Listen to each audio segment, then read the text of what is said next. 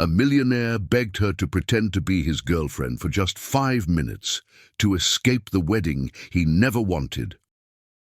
Hi, my beautiful garden flowers.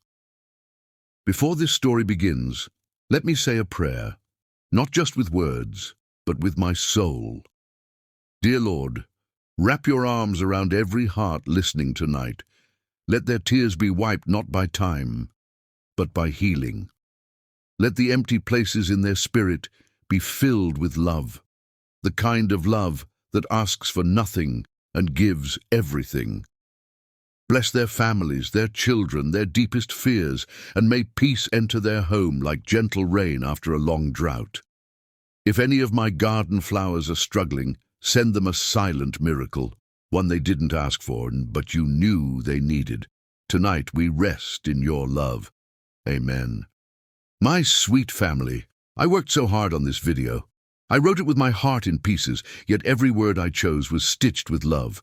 I know something might be different.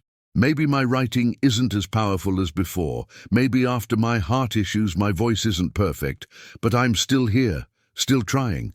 If you still believe in me, type in the comments, "I'm with Mr. Peter," and please, don't leave the story in the middle. That breaks my heart more than you know. You can also check my previous videos. Over 400 powerful love stories are waiting to be rewatched and rediscovered. They are not just videos. They are memories we built together. I love you, I need you, and I'm nothing without you. Let's rise again, hand in hand, as one family. Flower. Sometimes destiny disguises itself as desperation, and love arrives precisely when you're running from everything else. William Petto stood at the edge of the opulent wedding reception, his grey eyes scanning the crowd like a predator sensing danger. The Grandview Estate's ballroom sparkled with crystal chandeliers and the laughter of Chicago's elite, but all he could focus on was the approaching tempest in designer heels, Brinley Madison, his ex-fiancée, cutting through the crowd with the precision of a heat-seeking missile. 3 years. 3 years since he'd discovered her betrayal, since he'd learned that the woman he'd planned to marry had been feeding his business secrets to her father, his biggest rival. 3 years since he'd built walls around his heart, so fortress high that even he couldn't scale them anymore. "William!" Brinley's voice carried across the marble floor, sugar-sweet and venomous. Behind her, her parents followed like generals preparing for war. Braden Madison's eyes gleamed with the satisfaction of a man who'd orchestrated this entire encounter. Panic, an emotion William Petto never allowed himself to feel, clawed at his chest. He couldn't face them. Not tonight. Not when the merger with Harrison Tech hung in the balance. Not when one scandal could destroy everything he'd built from the ashes of his mother's unfulfilled dreams. His gaze darted frantically around the room, searching for an escape route when they landed on her. She was crouched beside the fountain in the corner, adjusting her camera lens with the focused intensity of an artist lost in her craft. Her dark skin glowed under the soft lighting, and her natural hair was swept up in an elegant twist that showcased the graceful curve of her neck. She wore a simple black dress that spoke of someone who understood elegance didn't require a designer label, and when she looked up from her camera to capture a candid moment between the bride and groom, her smile was so genuine it literally stopped William's breath. Without thinking, without planning, without any of the calculated precision that ruled his life, William Petto, billionaire CEO, master of the universe, found himself walking toward a complete stranger. "Excuse me," he said, his voice rougher than intended. She looked up, and he was struck by the warmth in her dark brown eyes that held intelligence, humor, and a wariness that suggested she'd learned not to trust easily. "I know this is going to sound insane, but I need you to be my girlfriend for the next 5 minutes." Joanne Jarmer blinked, certain she'd misheard. The man standing before her was devastatingly handsome in the way that made smart women do stupid things. Tall and broad-shouldered, with dark hair that looked like he'd been running his fingers through it, and eyes the color of storm clouds threatening rain. His tuxedo probably cost more than her rent, and everything about him screamed money and power. But there was something else there too, a vulnerability so raw and desperate that it caught her completely off guard. "I'm sorry, what?" she managed, her camera still halfway to her eye. "5 minutes, he repeated, his voice urgent now. "I'll pay you $10,000 to pretend to be my girlfriend for 5 minutes. I know how that sounds, but I'm not crazy, I'm not dangerous, and I'm definitely not propositioning you. I just—" He glanced over his shoulder, and Joanne followed his gaze to see a stunning blonde woman in a dress that probably cost more than Joanne's car, bearing down on them with the determination of a woman on a mission. "Please," he said, and the word was so quiet, so desperate, that it bypassed every logical thought in Joanne's head and went straight to her heart. Joanne Jarmer had always been a sucker for wounded creatures, abandoned cats, injured birds, broken people. It was what her brother Hudson called her fatal flaw. Looking into this stranger's eyes, seeing the genuine panic there, she recognized another wounded soul. But more than that, she saw something that made her hesitate. This wasn't some entitled rich boy used to buying his way out of problems. This was a man who'd been cornered, who was asking for help in the only way he knew how. $10,000, she whispered, her mind racing. That money could cover her rent for 6 months, could pay for the new camera equipment she desperately needed, could give her the financial breathing room she'd been praying for. "Cash, tonight, I swear on my mother's grave." The mention of his mother, the reverence in his voice when he said it, sealed the deal. Joanne had lost her own mother 5 years ago, and she recognized that particular brand of grief, the kind that made you invoke the dead when you needed people to believe you were telling the truth. "What's my name?" she asked quickly, her photographer's eye already assessing the approaching threat. "What? If I'm your girlfriend, what's my name?" He looked panicked for a split second, then his eyes dropped to the camera strap around her neck where her business card was tucked. "Joanne," he said. "Joanne Jarmer." "And you are?" William Petto." She knew that name. Everyone in Chicago knew that name. Petto Industries, tech mogul, youngest billionaire in the city. What the hell was she getting herself into? But before she could change her mind, before rational thought could override the impulse that had already made her decision, she found herself nodding. "Joanne, darling," William said, his voice suddenly warm and intimate as the blonde woman approached. His hand found hers, and the contact sent an unexpected jolt of electricity up her arm that had nothing to do with the money and everything to do with the man. "I've been looking everywhere for you." The transformation was remarkable. Gone was the desperate man who'd approached her moments before. In his place stood someone completely in control, radiating confidence and barely contained power. But his hand was trembling slightly in hers, and Joanne realized that the control was a performance, one he'd perfected over years of necessity. "William." The blonde woman's voice could have frozen champagne.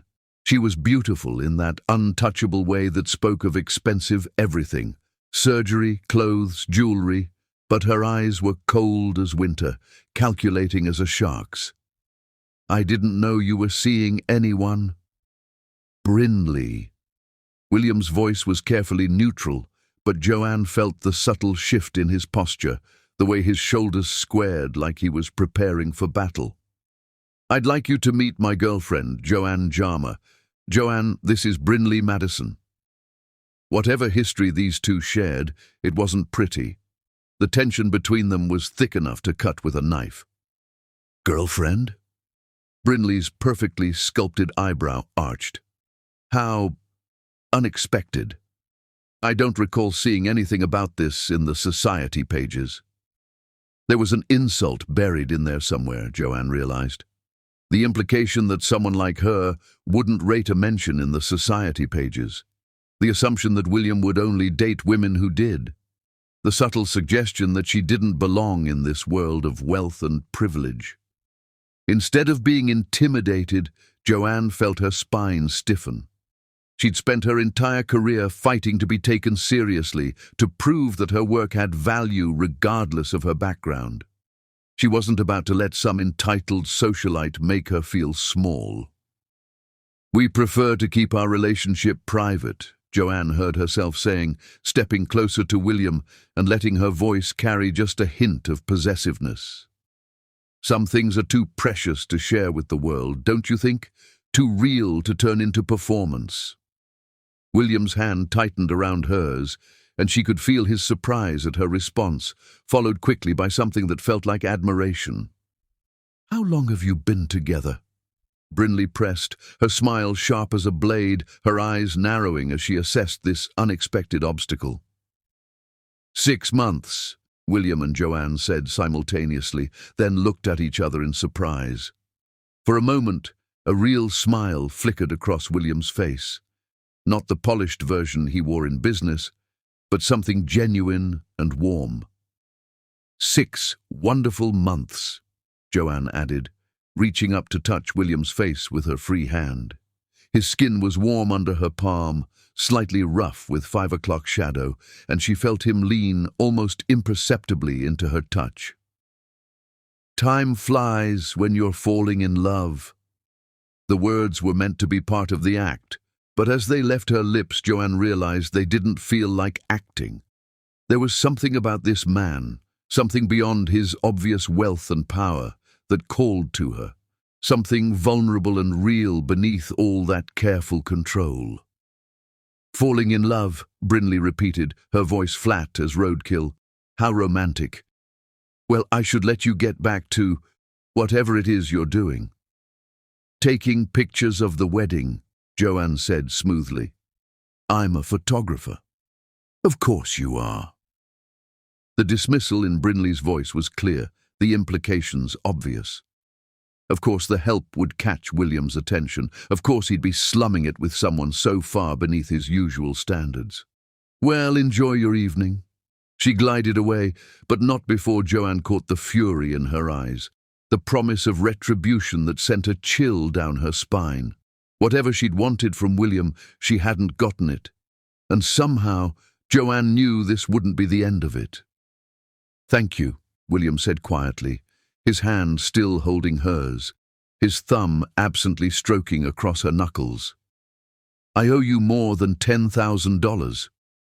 "Just 10,000 will be fine," Joanne said, trying to ignore the way her heart was racing, the way his simple touch was making her feel things she had no business feeling for a man she'd known for exactly 7 minutes. "Though I have to ask, what was that about?" William was quiet for a long moment, watching Brinley disappear into the crowd, his expression unreadable. "Ancient history that refuses to stay buried." There was a story there, Joanne realized. A painful one, judging by the shadows that crossed his face, the way his jaw tightened with old hurt. "Are you okay?" she asked softly, and the genuine concern in her voice seemed to surprise him. He looked down at her, and for a moment his carefully constructed mask slipped entirely. She saw loneliness there, and pain, and a bone-deep weariness that spoke of someone who'd been fighting battles for far too long. But she also saw something else, a flicker of hope, as if her simple question had reminded him that there were still people in the world who asked such things without ulterior motives. "I am now," he said, and the sincerity in his voice made her breath catch in her throat.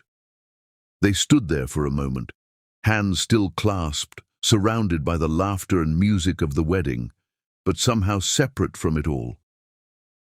Joanne was acutely aware of everything about him, the way he smelled like expensive cologne and something uniquely masculine, the way his thumb was still stroking across her knuckles like he didn't realize he was doing it, the way he was looking at her like she was the most fascinating thing he'd ever encountered. "Your 5 minutes are up," she said finally, though she made no move to pull her hand away from his. "Are they?" he asked, his voice low and intimate, like they were sharing secrets instead of standing in a room full of people. "Because I find myself hoping you might extend my contract." The way he said it, like he was talking about something far more significant than a fake relationship at a wedding, made her pulse skip and dance. "Mr. Petto," she said carefully, "I think you should know that I don't usually agree to pretend to be someone's girlfriend for money. What made you agree tonight?" She studied his face, seeing past the wealth and power to the man underneath, the one who'd been desperate enough to approach a stranger, vulnerable enough to ask for help, honest enough to mention his mother's grave. "You looked like you needed saving." He was quiet for so long that she wondered if she'd said something wrong. Then he smiled, a real smile that transformed his entire face and made her understand why women probably threw themselves at him regularly. "You have no idea how right you are about that, Joanne Jarmer." Chapter 2. The Art of Pretending. The most dangerous lies are the ones that feel like truth, and the most beautiful truths are the ones that start as lies. 58 minutes later, Joanne realized she had completely forgotten about her camera. It hung around her neck like forgotten jewelry, while she found herself completely captivated by the man who was supposed to be paying her to pretend to care about him. The irony wasn't lost on her. She was getting paid $10,000 to fake interest in someone who was genuinely the most fascinating person she'd met in years. "You're telling me you learned to speak Mandarin just to negotiate a single deal?" she asked, her laughter genuine as they stood by the ornate windows overlooking the estate's gardens. The fake relationship had somehow evolved into real conversation, and she was helpless to stop it.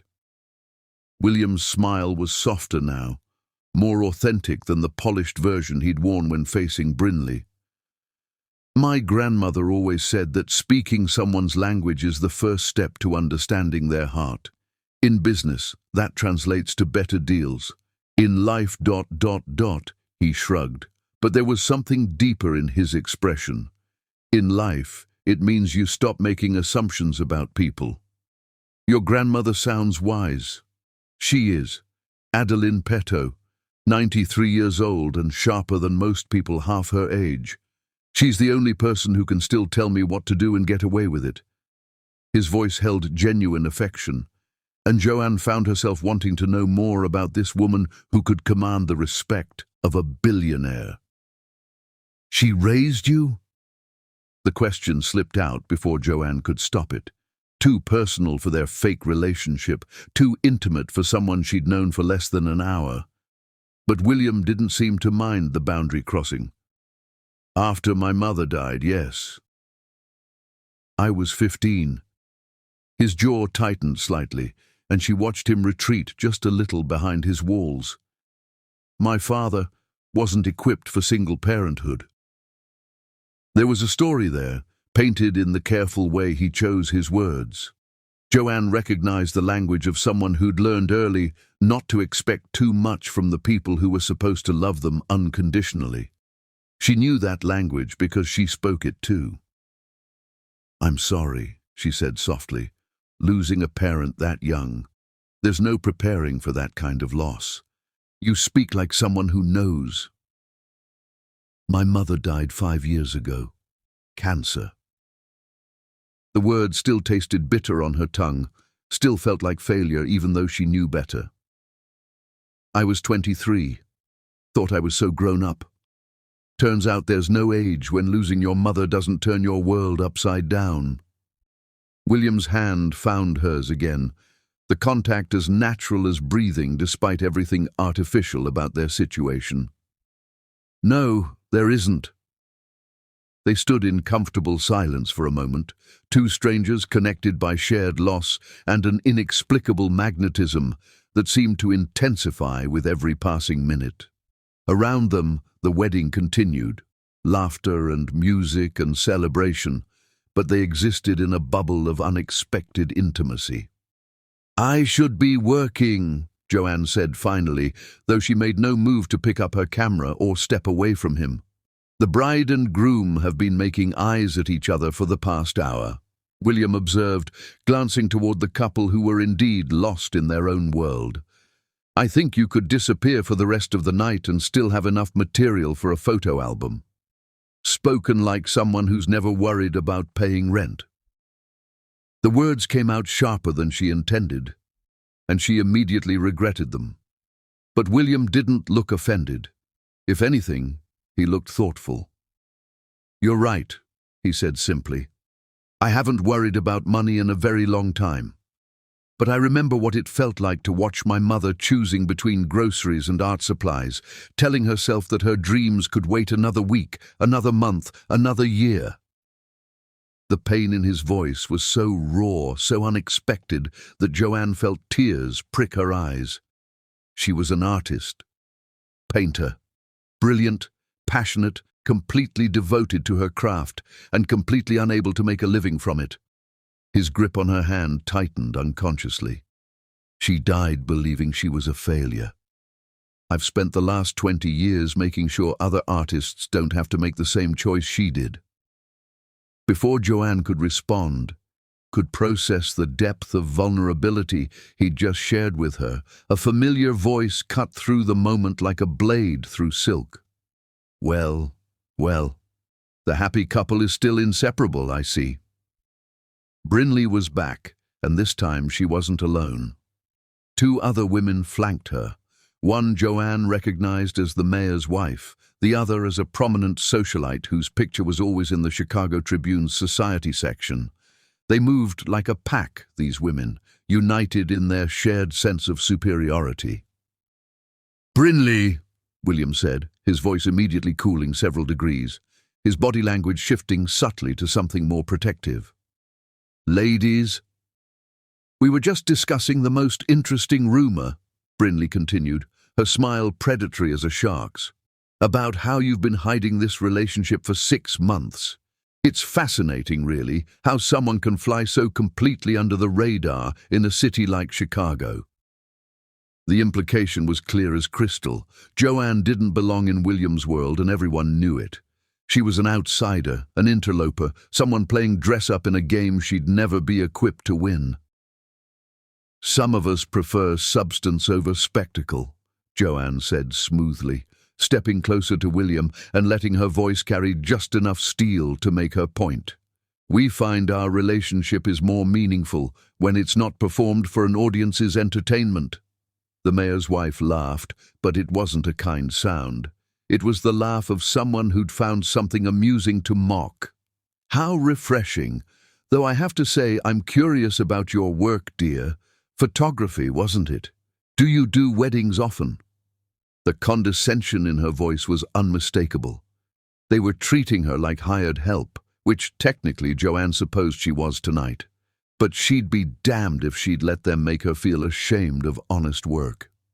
"Actually," she said, her voice steady despite the fury building in her chest, "I specialize in fine art photography. I have a show opening next month at the Morrison Gallery. Portraits of Chicago's essential workers during the pandemic. People who kept this city running while others hid in their penthouses, ordering groceries online and complaining about being bored." William squeezed her hand, and she could feel his approval radiating from him like heat. "How charitable," the socialite said, with a tight smile that didn't reach her surgically enhanced eyes. "I prefer human," Joanne replied sweetly. "But then again, I suppose we all value different things. Some of us value people for what they contribute to the world, rather than what they inherit from it." Brinley's eyes narrowed dangerously. "Indeed we do. Some of us value loyalty, for instance, the kind that comes from shared experiences, shared history." Her gaze flicked meaningfully to William, and Joanne felt him tense beside her. The kind that doesn't evaporate the moment something more interesting comes along. The barb hit its mark.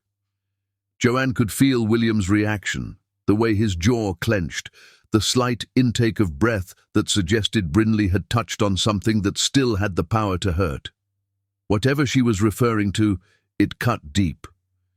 "You know what I value," Joanne said, her voice soft but carrying clearly in the sudden silence around them. She turned to look directly at William, speaking to him as much as to their audience. I value a man who treats people with kindness regardless of their bank account, who speaks about his mother with reverence and his grandmother with love, who learns languages not just to make money, but to understand hearts. She looked directly at Brinley. I value authenticity over performance, substance over spectacle, love over leverage. The last words were aimed squarely at Brinley, and from the way the other woman's face flushed with rage, they hit their target dead center. How poetic, Brinley said through gritted teeth. William always did appreciate creative types. The way she said it made creativity sound like a communicable disease.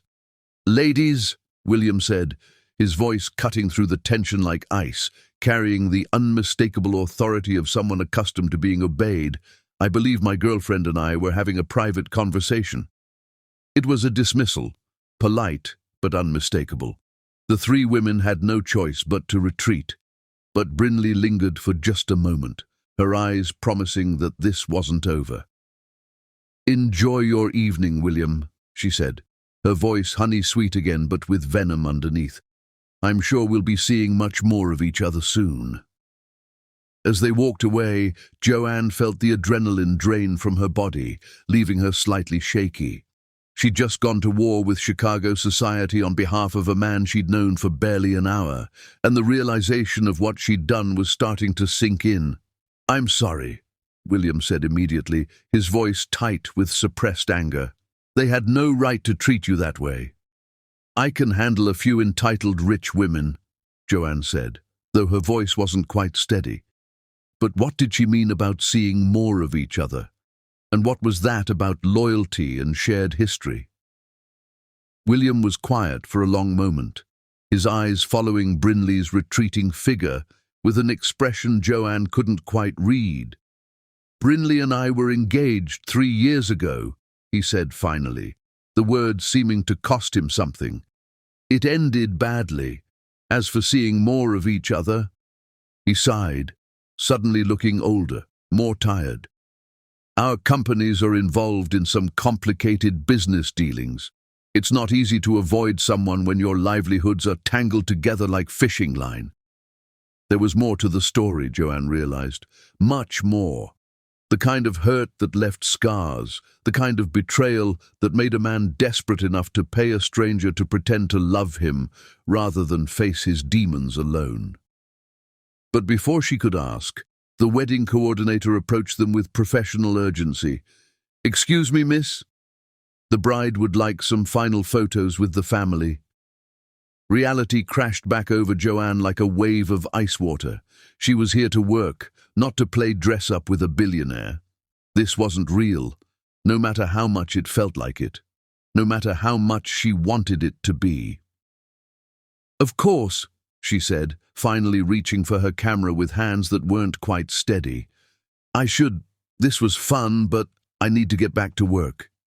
Joanne, William said, catching her arm gently, his touch sending electricity up her spine. Have dinner with me tomorrow night. The request caught her completely off guard. What? Dinner? A real dinner, not a fake girlfriend arrangement, just you and me getting to know each other without an audience or ulterior motives. For a moment, she was tempted. More than tempted. The last hour had been magical in a way she hadn't experienced in years, but reality was a harsh mistress, and she'd learned long ago not to trust fairy tales, especially ones that started with financial transactions. I can't, she said quietly. Why not? She looked at him, really looked at him, taking in the designer tuxedo, the confidence that came from never having to worry about money, the easy assumption that she would say yes because men like him were used to getting what they wanted.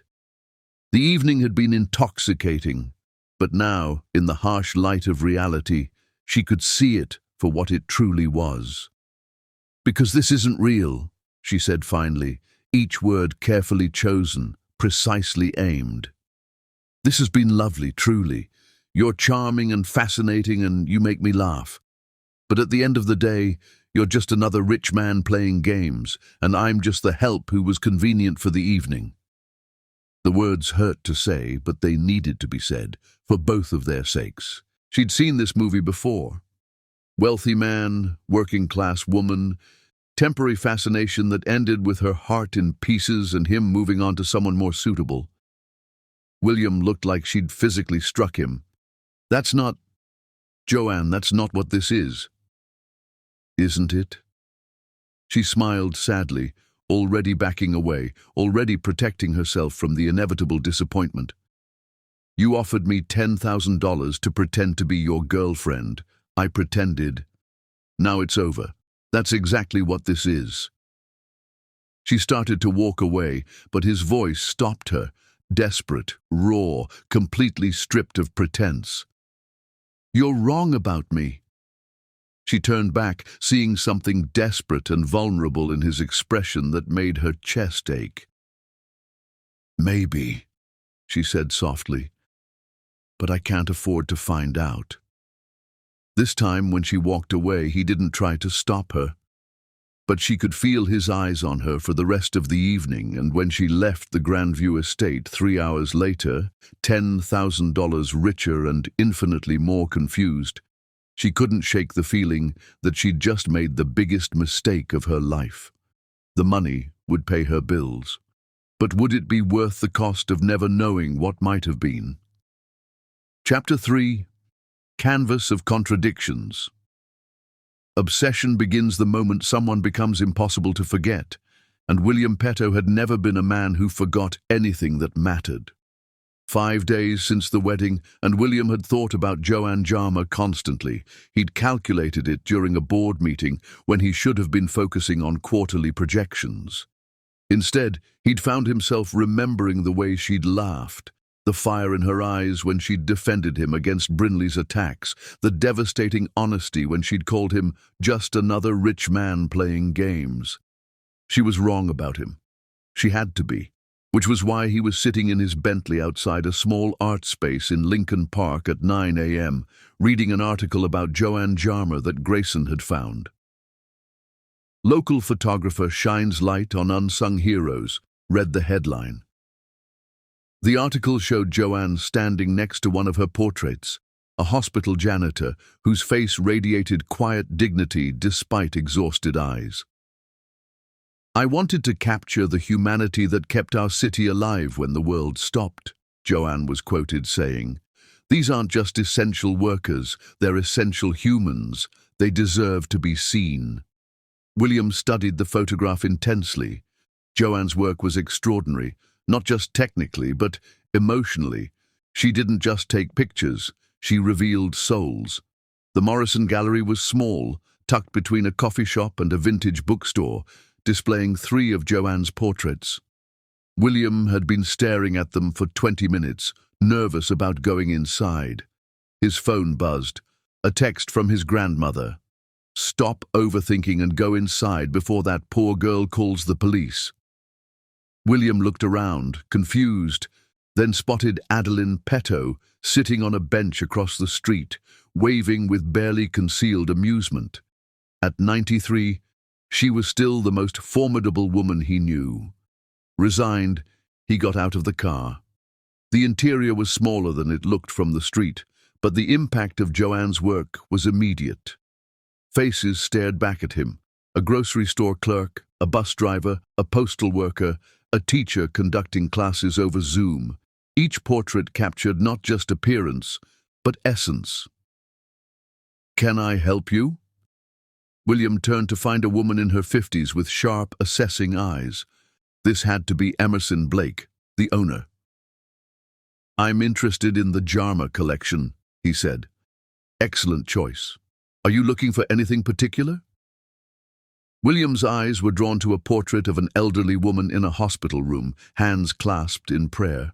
The caption read, "Ruth, ICU chaplain, 47 years of service." "That one," he said, "and that one." He pointed to Miguel's portrait. "And the teacher." Emerson's eyebrows rose. "Those are our most expensive pieces." "Price isn't a concern."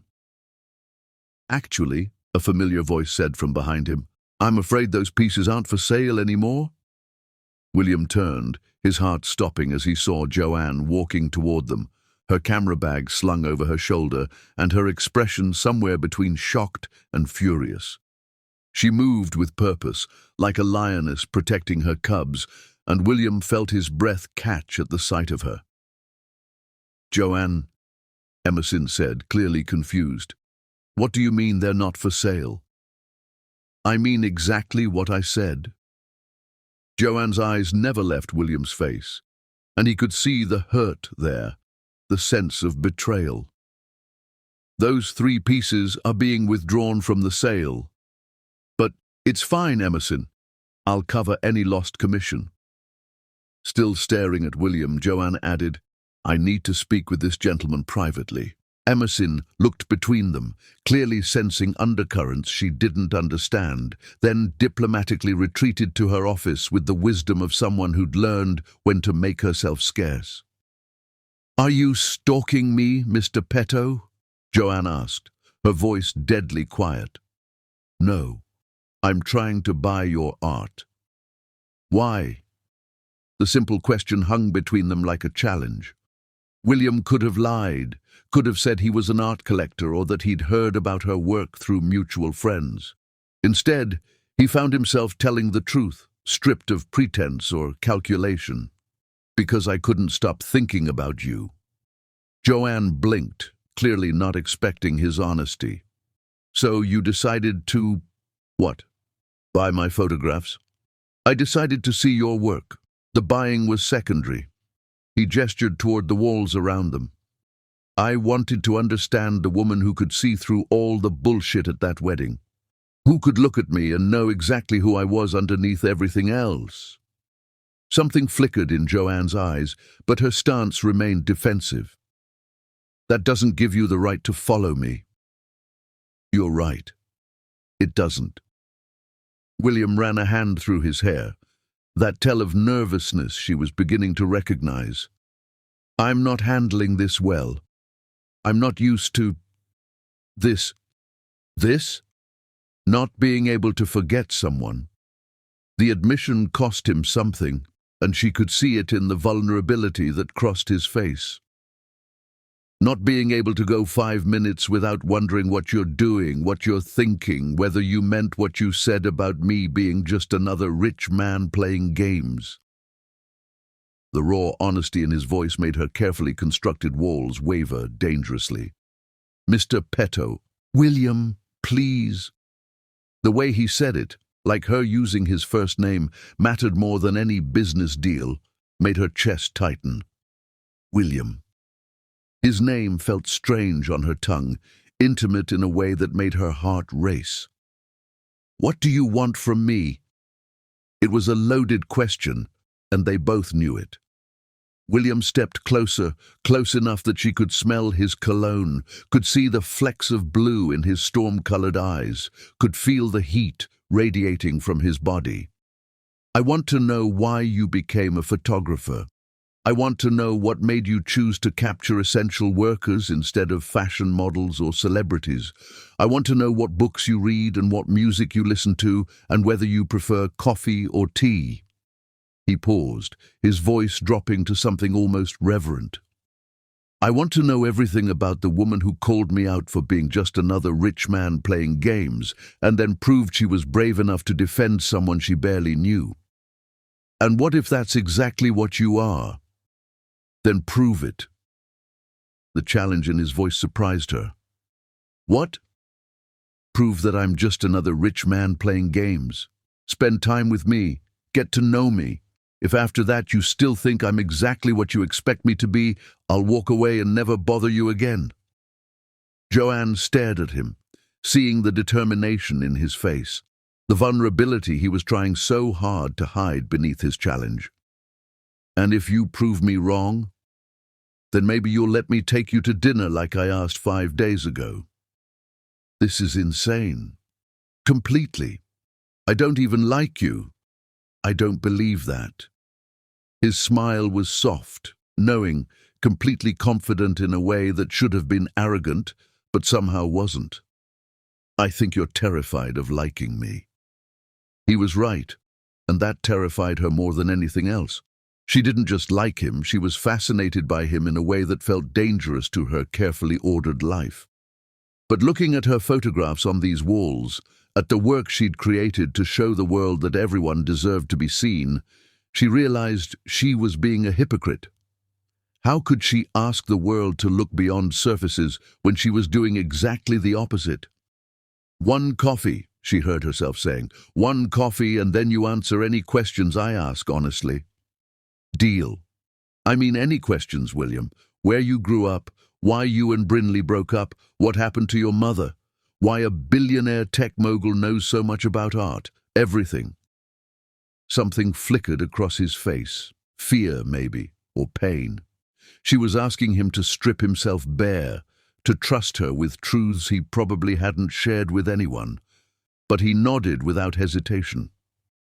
Everything. They ended up at the coffee shop next door, sitting by the window where they could see people walking past on the street. William ordered black coffee. Joanne got a caramel latte with extra foam.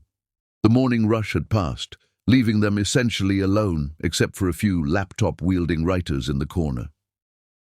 "So," she said, settling back in her chair and studying his face, "tell me about your mother."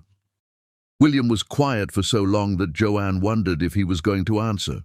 When he finally spoke, his voice was carefully controlled, each word chosen with precision. "Her name was Isabella.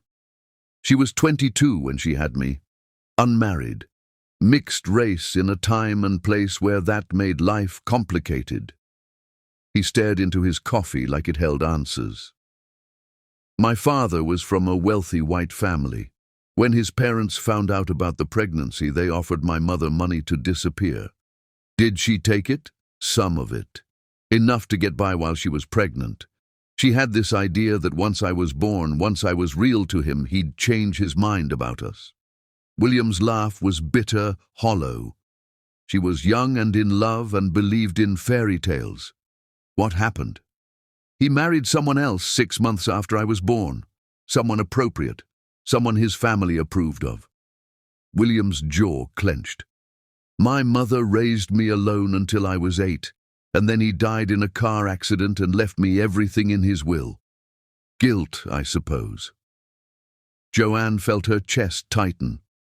"That must have been devastating for your mother." "It should have been a blessing. Suddenly we had money, security, a future.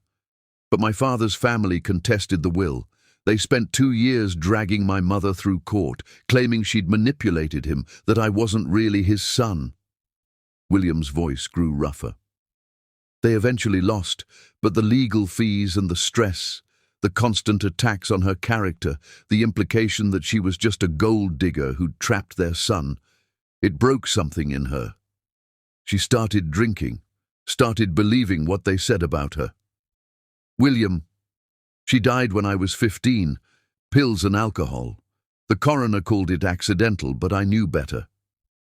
He finally looked up, and the pain in his eyes made Joanne's breath catch. She died believing she was exactly what his family said she was, a gold-digging mistake who'd ruined everyone's life. Tears pricked Joanne's eyes. "I'm so sorry. I swore that day that I'd never let anyone make me feel powerless again. Money became my armor, success became my weapon, and I told myself that if I never needed anyone, no one could hurt me the way they hurt her.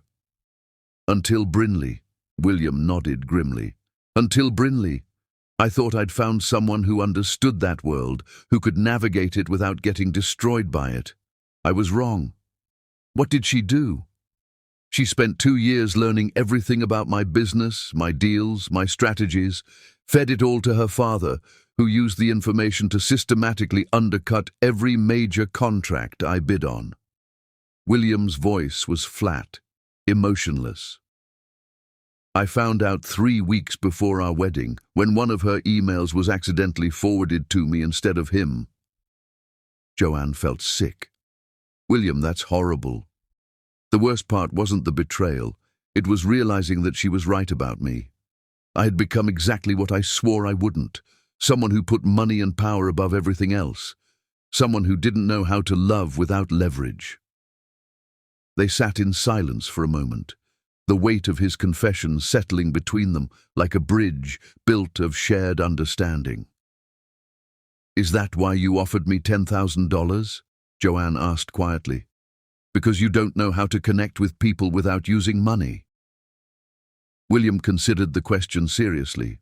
"Maybe, probably." He looked at her directly. "But when I asked you to dinner afterward, that wasn't about money. That was about you. What about me? You saw through everything, the money, the power, the performance. You saw me, and you still chose to defend me against Brinley. No one had done that for me since my mother died." Joanne felt her walls crumbling despite every instinct telling her to run. "William, I know I'm damaged goods, Joanne. I know I have trust issues and control issues and probably a dozen other problems you don't want to deal with. But I also know that I haven't been able to stop thinking about you for 5 days, and I've never experienced anything like that before." The honesty in his voice, the vulnerability he was showing her, was overwhelming. This wasn't the calculated billionaire from the wedding. This was just a man who'd been hurt and was trying to figure out how to trust again.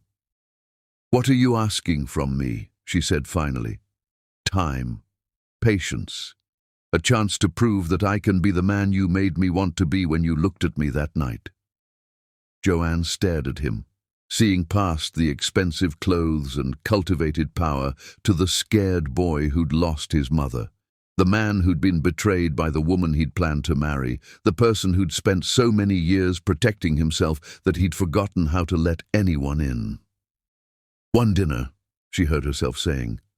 "One real dinner, where we talk about normal things like favorite movies and childhood pets and whether pineapple belongs on pizza."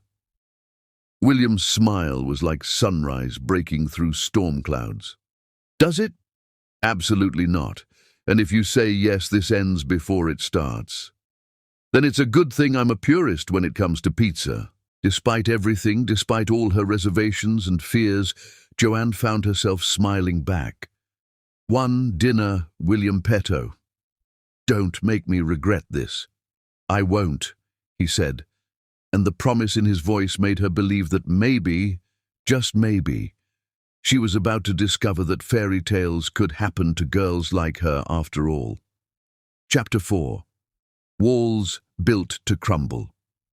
The most dangerous thing about falling in love isn't the fall. It's the moment you realize you don't want to be caught by anyone else. Joanne had always prided herself on being practical. She bought generic brands at the grocery store, drove a 10-year-old Honda that she maintained herself, and had never owned a piece of clothing that couldn't be washed in a regular machine. So when William texted her the address for their dinner and she found herself standing outside Alinea, the most exclusive restaurant in Chicago, she seriously considered turning around and going home. "This is exactly what I was afraid of," she thought, staring at the understated elegance of the building. "He's trying to impress me with money." Her phone buzzed. "I know what you're thinking. Trust me for 2 hours." She looked up to find William standing in the doorway, wearing dark jeans and a simple button-down shirt instead of his usual designer armor. He looked younger somehow, more approachable, and when he smiled at her, it wasn't the polished businessman smile she'd seen at the wedding. This was something real, nervous, hopeful. "Before you say anything," he said, walking toward her with his hands slightly raised in surrender, "I know this looks like exactly the kind of flashy gesture you accuse me of, but I have a confession to make. I'm listening. I've never actually eaten here. I've been invited dozens of times for business dinners, but I always declined because—" He ran his hand through his hair, that nervous gesture she was coming to recognize as completely genuine, because it felt like something my father would have done. All show, no substance. Joanne studied his face, looking for signs of manipulation, but found only genuine nervousness and something that looked like vulnerability. "Then why tonight?" "Because you said you wanted normal conversation about favorite movies and childhood pets." And because the chef here, David Chen, was one of my mother's closest friends. She used to bring me here when it was just a tiny storefront restaurant before it became famous. He's been asking me to come back for years. The explanation caught her completely off guard. This wasn't about impressing her with expensive food. It was about sharing something personal, something that mattered to him in ways that had nothing to do with money or status. Your mother brought you here? Every year on my birthday until she died, David used to make me a special dessert, chocolate soufflé with raspberry sauce. She'd tell him it was because I was her sweet boy, and he'd roll his eyes and pretend to be annoyed. But he always made it flawlessly. William's voice grew soft with memory. I haven't had chocolate soufflé since she died. Joanne felt her heart clench. William, I called David yesterday and told him I was bringing someone special. He's excited to meet you. William stepped closer, and she could see the vulnerability in his eyes, the fear that she might reject this offering of trust. But if this makes you uncomfortable, we can go somewhere else. There's a great pizza place around the corner where we can argue about pineapple toppings. The fact that he was willing to change plans, to give up something that was clearly meaningful to him, told Joanne everything she needed to know about his intentions. I'd love to meet your mother's friend, she said softly. William's smile was radiant. Really? Really? But I'm warning you, if you try to order my food for me or do any other controlling rich guy nonsense, I'm walking out. Noted. Though I should mention that David doesn't exactly have a menu. He cooks whatever inspires him based on the people he's cooking for. Then I guess we're both taking a leap of faith. The interior of Alinea felt more like being invited into someone's beautiful home than dining in a pretentious restaurant. David Chen himself greeted them at the door, a small man in his 60s with kind eyes and flour-dusted hands. William, he said, pulling the much taller man into a fierce hug. You look just like Isabella when you smile like that. Hi, David. This is Joanne Jarmer. Joanne, this is David Chen, the best chef in Chicago and the man who taught me that food is love made edible. David turned his attention to Joanne, studying her with an artist's intensity. Photographer, he said after a moment. You see the world in frames, in moments captured. How did you... Your hands, David said simply. The callus on your index finger from your camera strap. And William doesn't bring just anyone to meet me. As David led them to a small table by the window, Joanne found herself relaxing in spite of her reservations. This wasn't about impressing her with exclusivity. It was about sharing a piece of William's history, letting her see the boy he'd been through the eyes of someone who'd loved his mother. So, she said once they were seated, childhood pets. You promised me normal conversation. William laughed, and the sound was lighter than anything she'd heard from him before. You're not going to let me ease into this, are you? Absolutely not. Childhood pets, William Petto, spill. Okay, but you're going to laugh. He took a sip of water, gathering courage like he was about to confess to a crime. I had a goldfish named Warren Buffett. Joanne nearly choked on her wine. You named your goldfish after a billionaire investor. I was 8 and obsessed with the idea of making money so my mother wouldn't have to work 3 jobs. I thought if I named my pet after a successful businessman, some of that success would rub off on me. That's actually kind of heartbreaking. It gets worse. Warren Buffett the goldfish lived for 6 years, practically ancient for a goldfish. I was convinced it was because of his entrepreneurial name. William grinned sheepishly. I gave business advice to a fish, Joanne. I told him about market trends and investment strategies. What did he tell you back? That diversification is key, and that you should never invest in anything you don't understand. He was a very wise fish. Joanne was laughing so hard she had tears in her eyes. I can't believe you just told me that story. Your turn, and please tell me you had a more normal pet than a business-savvy goldfish. I had a cat named Frida Kahlo. After the artist? After the artist. She was this tiny black kitten that showed up at our apartment when I was 12, half-starved and missing part of her tail. My mother wanted to take her to the shelter, but I begged to keep her. Joanne smiled at the memory. I named her Frida because she was beautiful despite her imperfections, and because she had this fierce independence that reminded me of Kahlo's self-portraits. What happened to her? She lived to be 19, spoiled and imperious until the very end. She died 2 months after my mother did, like she was waiting to make sure I could handle being alone.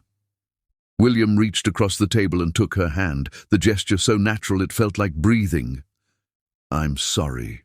Losing them both so close together must have been devastating. It was. But it also taught me that I was stronger than I thought, that I could survive losing the things I loved most. The words hung between them, loaded with meaning. William understood that she wasn't just talking about pets and parents, she was talking about her fear of letting herself care about him, her terror of loving someone else she might lose. David appeared at their table with the first course, something that looked like art on a plate, delicate and beautiful enough to photograph. For the photographer, he said, setting the creation in front of Joanne, beauty that reveals itself slowly, like developing a photograph in the darkroom. For William, he presented something entirely different, rustic, comforting, rich with memories. For the boy who still misses his mother's cooking, comfort made elegant. As they ate, the conversation flowed as easily as the wine. They talked about books. William was obsessed with biographies, Joanne loved magical realism, movies, they both cried during animated films, and travel. William had been everywhere for business but had seen nothing. Joanne dreamed of photographing the Northern Lights. What's the most beautiful thing you've ever seen? William asked as David brought out the third course. Joanne considered the question seriously. My mother's hands while she was painting. She had these long, elegant fingers, and when she held a brush, it was like watching magic happen. She could create entire worlds with just color and canvas. She was an artist too. Watercolors, mostly. Landscapes and flowers. Nothing groundbreaking but beautiful in its simplicity. Joanne's voice grew wistful. She stopped painting when she got sick. Said she couldn't see the point when she wouldn't be around to finish anything. Do you still have any of her work? One piece. A painting of the lake at sunrise that she did the summer before she died. It hangs in my bedroom. She looked at him curiously. What about you? Most beautiful thing you've ever seen? William was quiet for a long moment, his eyes fixed on her face with an intensity that made her breath catch. You defending me to Brinley at the wedding. I've had people fight battles for me before, lawyers, business partners, employees, but no one had ever stood up for me just because they thought I deserved it. The intensity in his voice made her heart race. William, I know this is moving fast. I know you have every reason not to trust me, but I need you to know that this, he gestured between them, isn't a game to me. You're not a game to me. Before Joanne could respond, David appeared with dessert, a chocolate soufflé with raspberry sauce, exactly as William had described. The presentation was exquisite, but more important was the love that had gone into creating it. For the sweet boy, David said with a wink, and for the woman who brought his smile back. As William took his first bite, Joanne watched his face transform. For just a moment, she could see the boy he'd been, before loss and betrayal had taught him to armor his heart with money and power, before he'd learned that love was a luxury he couldn't afford. It tastes exactly the same, he said quietly, and there were tears in his eyes. Like coming home. Tell me about her, Joanne said softly. Tell me about your mother." William set down his spoon, and when he spoke, his voice was full of love and loss and memories that had been carefully preserved like treasures in a vault. She was fierce, tiny, barely 5 feet tall, but she could stare down anyone who threatened the people she loved. She believed in magic, in the power of art to change the world. She used to say that every painting was a prayer, every brushstroke an act of faith. She sounds wonderful. She was. She was also stubborn and proud and too trusting for her own good. She believed the best of people even when they showed her their worst. He looked directly at Joanne. "You would have liked her. She would have loved your work, your passion for showing the world that everyone has value. I wish I could have met her. She would have taken one look at you and started planning our wedding." The words slipped out before William could stop them, and he immediately flushed. "I'm sorry, that was presumptuous?" Joanne's voice was teasing, but her eyes were serious. "Hopeful," he corrected quietly. They finished dessert in comfortable silence, both lost in their own thoughts but somehow more connected than before. When David brought the check, William handed him a credit card, but David waved him away. "Tonight was my gift," the older man said firmly. "Isabella would want this." Outside the restaurant, they walked slowly toward Joanne's car, neither ready for the evening to end. "This wasn't what I expected," Joanne admitted. "What did you expect? Pretension, show-off wealth, a man trying to buy my affection with expensive food. And instead I got to see you remember your mother. I got to meet someone who loved her almost as much as you did. I got to watch you take your first bite of chocolate soufflé in 20 years. She stopped walking and turned to face him. "I got to see your heart, William." He stepped closer, close enough that she could feel the warmth radiating from his body, could see her own reflection in his eyes.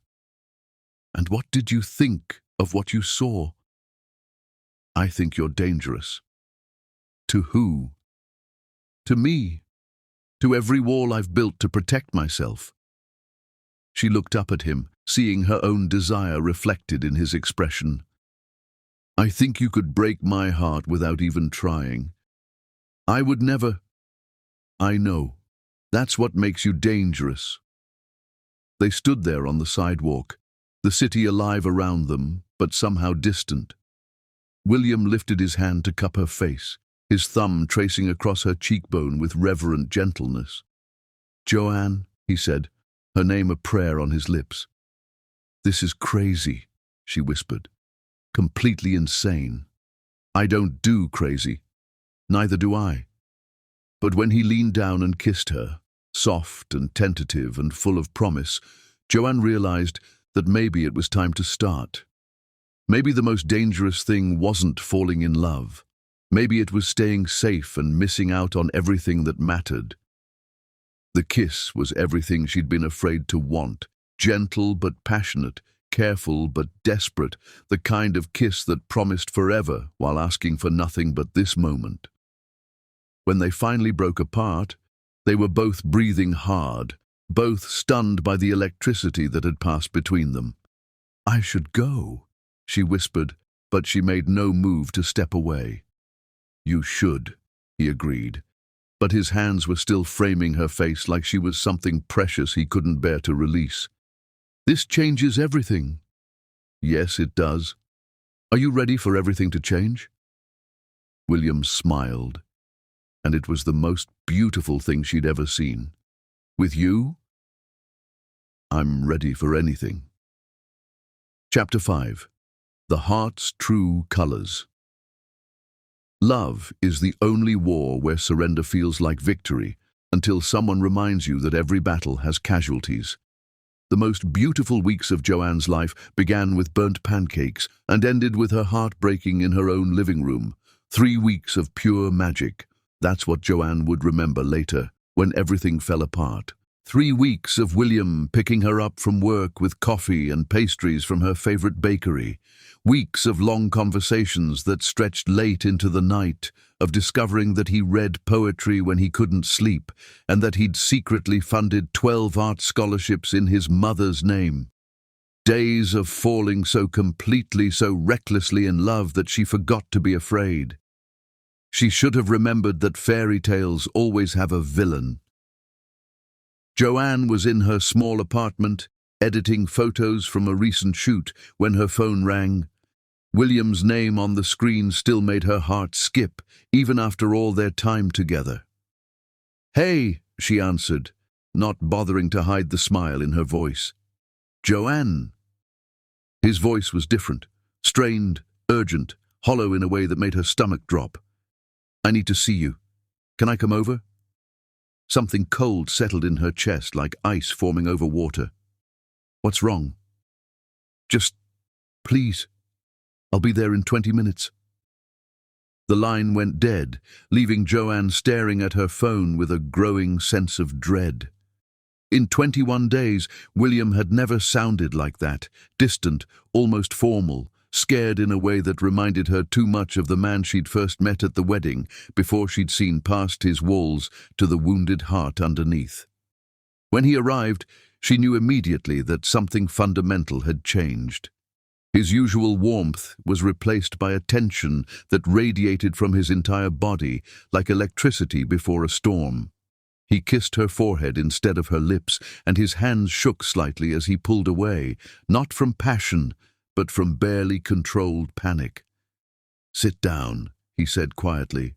"Please." Joanne perched on the edge of her couch, every instinct screaming that she didn't want to hear what he was about to say. "Brinley came to see me today," William began, his voice carefully controlled. "She has a proposition." "What kind of proposition?"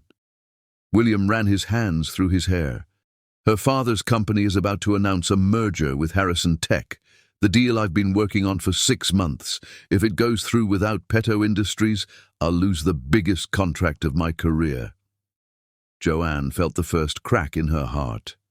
"And Brinley is offering to make sure I'm included. Full partnership, guaranteed profits for 5 years. In exchange for what?" William's silence was answer enough. "She wants you back," Joanne said hollowly. "She wants me to announce our engagement at the Harrison Tech Gala next month. A big public declaration that we're reuniting." William finally looked at her, pain devastating in his eyes. "She says it's about business stability, but we both know what it really is. Revenge. She wants to destroy us," William corrected quietly. Joanne felt like she was drowning in ice water. "What did you tell her?" "I told her no. I told her I'd rather lose everything than give up what we have." Relief flooded through her, followed immediately by crushing guilt. "William, you can't lose your company because of me. It's not because of you, it's because of her, because she's a vindictive, manipulative. It doesn't matter why." Joanne stood, pacing to the window, because she needed distance from the pain in his eyes. "If you lose everything, you'll resent me eventually. Maybe not today, maybe not next month, but someday you'll look at me and remember what I cost you. That's not true, isn't it?" She turned to face him, tears threatening but not yet falling. "Your company is your life, William. It's how you honor your mother's memory, how you prove that her sacrifices meant something. It's your legacy, your foundation, your way of making the world better. I can't be the reason you lose that." William stood too, crossing to her in 2 quick strides, his hands reaching for her like she was a lifeline. "Joanne, listen to me." "No, you listen." Her voice was stronger now, fueled by the terrible certainty that she was about to break both their hearts to save his soul. "I've seen what happens when love gets mixed up with money and power. My father left my mother the moment supporting us became inconvenient. Your father abandoned your mother when his family disapproved. I won't be another casualty in someone else's war." "This is different. Is it?" Because from where I'm standing, it looks exactly the same. A man having to choose between love and everything else he values. William's face went pale as parchment. You think I'd choose money over you? I think you'd choose your mother's legacy over a woman you've known for 21 days, and you'd be right to... The words hit William like physical blows, and she could see each one land, could watch them tear something vital inside him. You don't understand. I understand perfectly. Joanne wrapped her arms around herself, trying to hold the pieces of her heart together long enough to finish this. I understand that this was always going to end. I just thought we'd have more time. Joanne, please, you should go. No. William's voice was fierce suddenly, desperate in a way she'd never heard before. I'm not walking away from this. From us. There has to be another solution. There is. Joanne's voice was barely a whisper, each word cutting her throat like glass. You marry her? Absolutely not. It's just a business arrangement, right? That's what she's offering, a fake engagement for a real partnership. You get your deal, she gets her revenge fantasy, and everyone wins. Everyone except us. There is no us, William. The lie tasted like poison, like everything bitter and wrong in the world. There was never going to be an us. We're from different worlds, and eventually that was going to matter. William stared at her like she'd struck him. You don't mean that. Don't I? Look around, William. Look at my apartment, my life. You're a billionaire who orders wine that costs more than my monthly salary. I take pictures for a living and shop at thrift stores. What did we think was going to happen? I thought we were going to fall in love and figure out the rest together. His honesty shattered what was left of her resolve. The simple truth of it, the genuine belief in his voice, made her want to take back every word she'd just said. But wanting something and being able to survive it were two different things. We did fall in love. That's the problem. William stepped closer, his hands framing her face with desperate gentleness. Then fight for it. Fight for us. I am fighting. I'm fighting to save you from making a mistake that could destroy everything you've worked for. You're not saving me. You're leaving me. Sometimes those are the same thing. For a moment, they stood frozen, the weight of everything unsaid hanging between them like a chasm too wide to cross. Then William's phone rang, shattering the silence like gunfire. He ignored it. It rang again. Answer it, Joanne said quietly. With visible reluctance, William pulled out his phone. It's Grayson. Answer it, William. He did, his eyes never leaving her face. What? Even from across the room, Joanne could hear the urgency in his assistant's voice, could see William's expression grow increasingly grim as he listened. I'll be right there, he said finally, ending the call. What's wrong?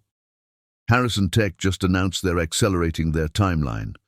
The final decision on partnerships happens tomorrow, instead of next month. William's voice was hollow, defeated. If I don't have an answer for Brindley by morning, I'm out.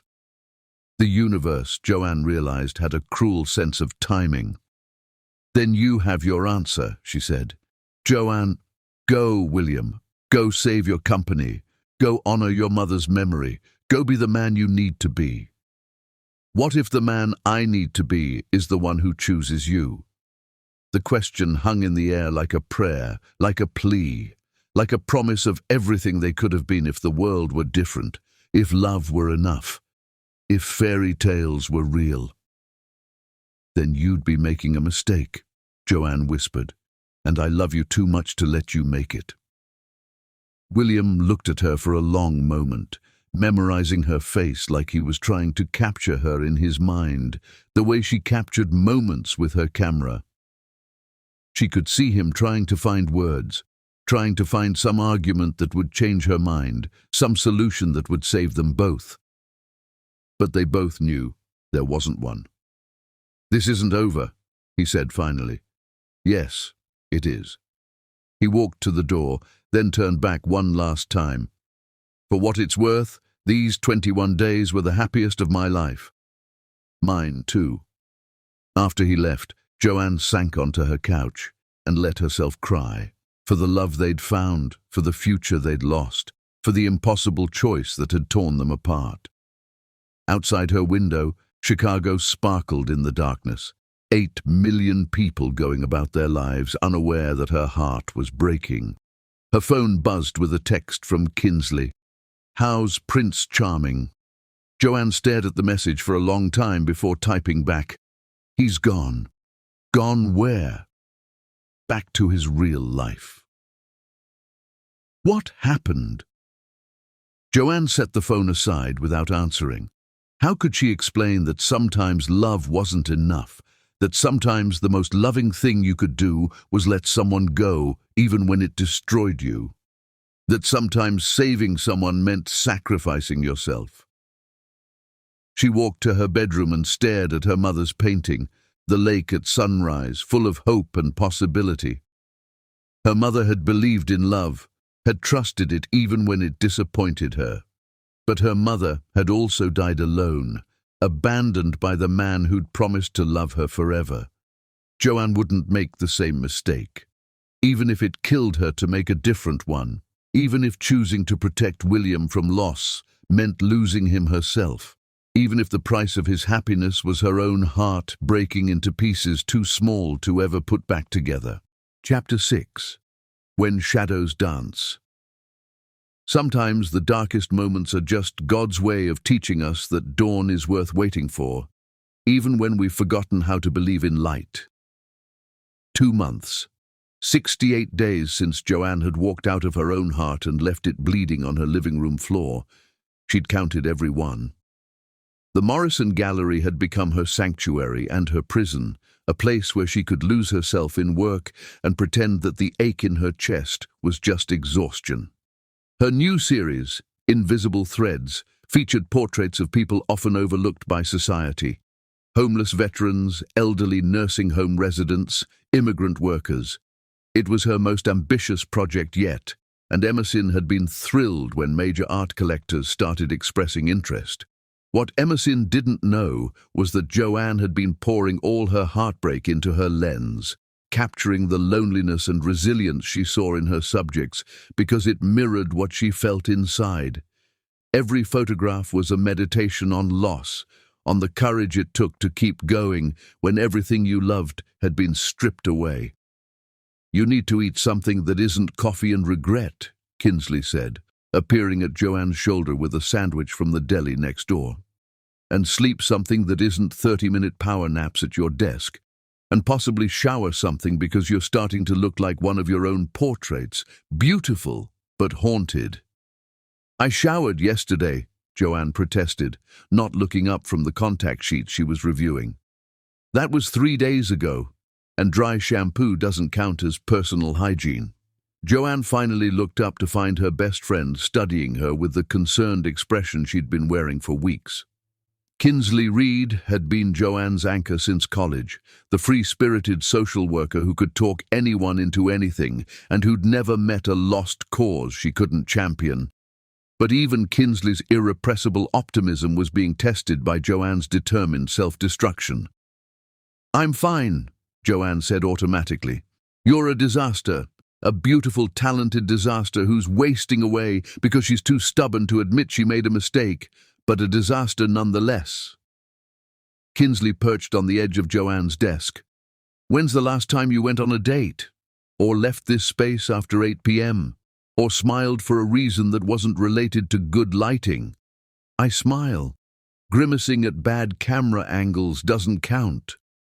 Before Joanne could respond, the front door chimed. Both women looked up to see a man in an expensive suit walking toward them. Tall, lean, with the kind of easy confidence that suggested he was used to commanding attention without demanding it. "Excuse me," he said, his voice carrying a slight southern accent that immediately put Joanne on guard. "I'm looking for Joanne Jarmer." "That's me," Joanne said, standing warily. "Can I help you?" The man extended his hand with a smile that was probably meant to be charming, but only made her more suspicious. Colton Hayes. I'm William's business partner and, I suppose, his closest friend. Joanne's heart stopped. She hadn't heard William's name spoken aloud in over 60 days, and hearing it now felt like touching a live wire, painful and electric and impossible to ignore. I don't think we have anything to discuss, she said carefully. Actually, we do, but not here.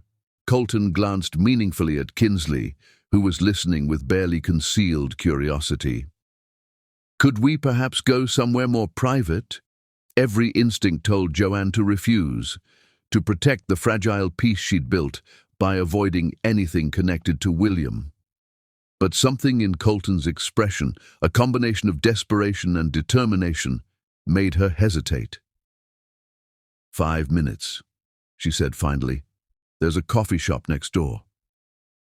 I'll watch the space, Kinsley offered, clearly hoping to eavesdrop. Take your time.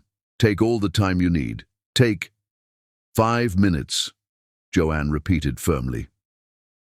The coffee shop was nearly empty at 3 in the afternoon. Colton bought them both coffee and led her to a corner table, his movements efficient and purposeful in a way that reminded her painfully of William. How is he? Joanne asked before she could stop herself. Terrible, Colton said bluntly.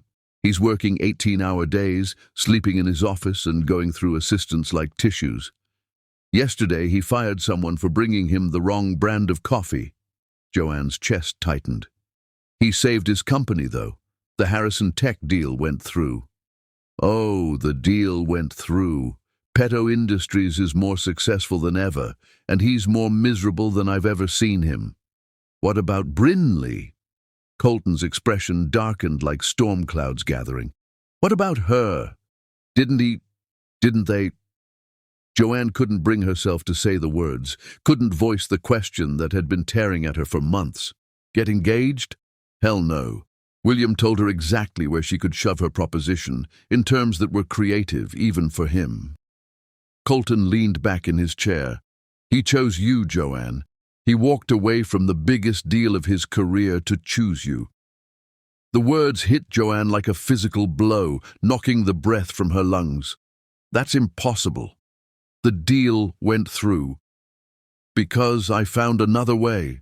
Because I spent 3 days working every connection I had, calling in every favor. Because William was so determined not to lose you that he was willing to risk everything rather than betray what you meant to him. Joanne felt like she couldn't breathe. But the announcement, I saw it in the Tribune, Peto Industries' full partnership, happened because of you, not in spite of you, because you made him remember what was actually worth fighting for. Colton pulled out his phone and showed her a series of photos. William at various charity events, ribbon cuttings, business dinners, all in the past months. But in every picture, he looked hollow, like a man going through the motions of living without actually being alive. After you ended things, something broke in him, but it also clarified something. He started liquidating personal assets, restructuring the company, taking bigger risks.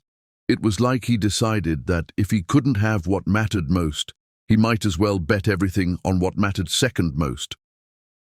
His mother's legacy. Exactly. And it worked. But Joanne... Colton's voice grew gentle. Success without someone to share it with is just expensive loneliness. Joanne stared at the photos, seeing the pain William was trying so hard to hide from the world. Why are you telling me this? Because he won't. Because he's too proud and too scared and too convinced that you were right to leave. Colton leaned forward again. And because I've known William for 15 years, and I've never seen him the way he was with you, not even with Brinley. How was he with me? Happy, real, like he'd finally figured out who he was supposed to be. Colton's expression softened. The man talks about you constantly, Joanne. Your photography, your laugh, the way you take your coffee with extra foam. He's got one of your photographs hanging in his office, the one of Miguel from your Essential Workers series. He bought that, anonymously, through 3 different intermediaries, for twice what it was listed for. Emerson probably thinks she has a mysterious new collector. Joanne felt tears threatening. Colton, I'm not asking you to take him back. I'm asking you to understand that the choice you made for him, the choice to protect his career over your relationship, it wasn't the choice he wanted. You decided what was best for him without asking him what he actually valued. The accusation stung because it was true. I was trying to save him from having to choose. You were trying to save yourself from being chosen. There's a difference. Before Joanne could respond, Colton's phone buzzed urgently. He glanced at it and frowned. I have to go. William doesn't know I'm here, and if he finds out... He stood, then paused. There's something else you should know. About the art programs he funds. What about them? It's not 12 scholarships. It's 47. And it's not just scholarships. It's full programs. Art therapy for kids in foster care, supplies for underfunded schools, grants for emerging artists. He's given away more money in his mother's name than most people make in a lifetime. Joanne felt her carefully constructed walls beginning to crumble again. Why are you telling me this? Because you said he'd choose his mother's legacy over love. But here's the thing. You were part of that legacy. The programs he created, the risks he took, the man he became when he was with you, that was all honoring her memory. You didn't compete with his mother's legacy, Joanne. You became part of it. After Colton left, Joanne sat in the coffee shop for a long time, staring at her untouched latte and trying to process everything he'd told her. She'd spent over 2 months convincing herself that she'd done the right thing, that William was better off without her, that love couldn't survive the pressure of his world. But what if she'd been wrong? What if her fear of being abandoned had made her abandon him first? Her phone rang, startling her from her thoughts.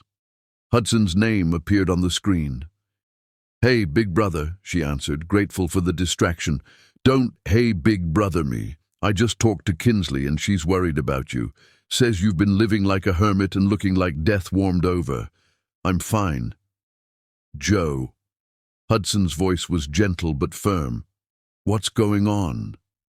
And don't tell me it's work stress, because I know the difference between your work stress face and your heartbreak face." Joanne found herself telling him everything about William, about the impossible choice, about the past months of trying to convince herself she'd done the right thing. "Jesus, Joe," Hudson said when she finished. "You found a guy who was willing to risk everything for you, and you dumped him to protect him from a choice he didn't want protection from." "I was trying to do the right thing." "No, you were trying to do the safe thing." Hudson's voice was knowing. "Joe, you can't keep running from love because Mom and Dad didn't work out. Not every man is Dad. What if this one does? What if it doesn't? What if you're walking away from the best thing that ever happened to you because you're too scared to believe you deserve it?" That evening, Joanne found herself standing in front of her mother's painting again, studying the way the light touched the water, the hope captured in those gentle brush strokes. Her mother had believed in love, even when it disappointed her. Her mother had created beauty even when her heart was breaking. Her mother had never stopped hoping for sunrise, even in her darkest hours. Maybe it was time for Joanne to start believing in dawn again, too. But first, she had to figure out if William would still be there when she finally found the courage to reach for the light. And more importantly, she had to decide if she was brave enough to try. Chapter 7. The Gallery of Second Chances. Courage isn't the absence of fear. It's loving someone enough to face your demons and believing they might love you enough to fight them beside you. The email arrived at 2:47 a.m. on a Tuesday, destroying Joanne's world in 47 words. Ms. Jama. We regret to inform you that Meridian Holdings is withdrawing funding for the Invisible Threads exhibition due to concerns about market viability and potential reputation risks. The exhibition must close by Friday. We apologize for any inconvenience. Harrison Blake, Investment Director. Joanne stared at her laptop screen, reading the message repeatedly. Meridian Holdings had been enthusiastic just 2 weeks ago, calling it groundbreaking and exactly the kind of socially conscious art that resonates with modern collectors. Now, suddenly, it wasn't viable. Her phone rang at 6:30 a.m. Emerson's voice was strained and furious. "I've been on the phone all night," the owner said without preamble. "Someone got to them. This wasn't a business decision. This was sabotage." "What do you mean?" "Someone with serious influence made pointed calls. Meridian kept mentioning pressure from major stakeholders and concerns about association with controversial subjects." Emerson's voice was bitter. "But your work isn't controversial. Someone made it controversial."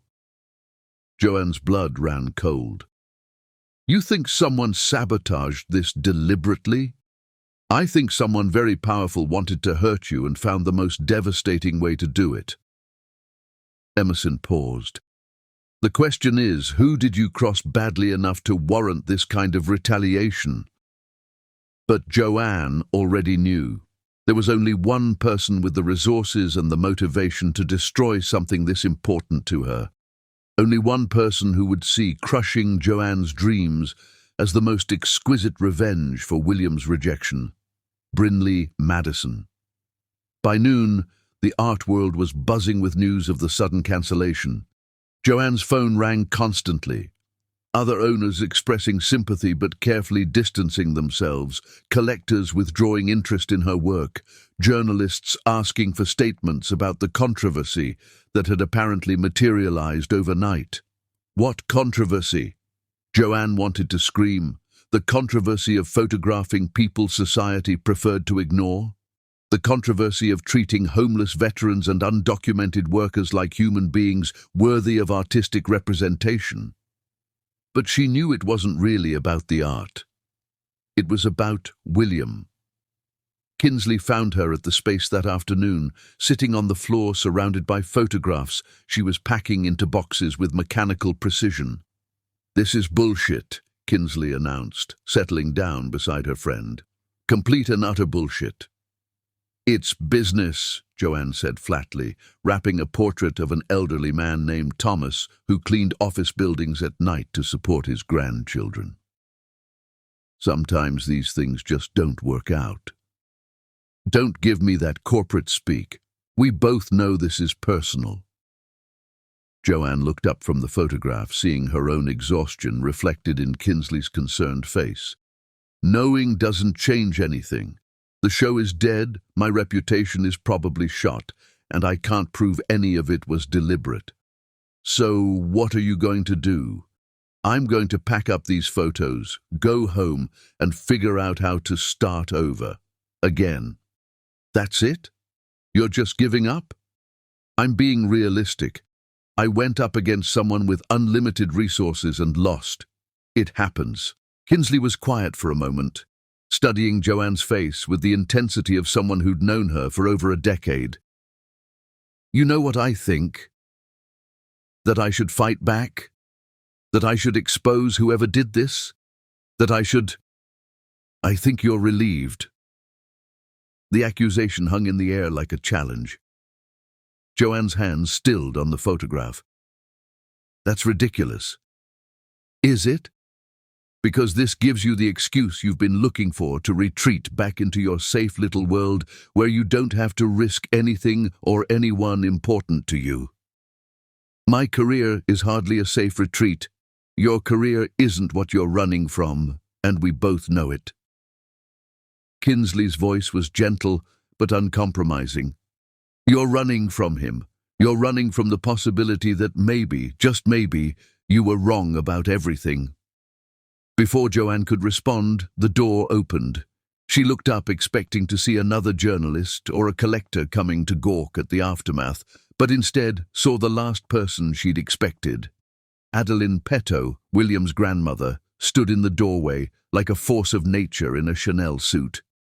Despite being in her 90s, she moved with the authority of someone who'd never met a problem she couldn't solve or a person she couldn't charm into submission. "Ms. Jama," the elderly woman said, her voice carrying the kind of quiet power that made people stop talking and pay attention. "I believe we need to talk." Kinsley took one look at the newcomer and immediately stood. "I'll just go get coffee. For a very long time, possibly in another state."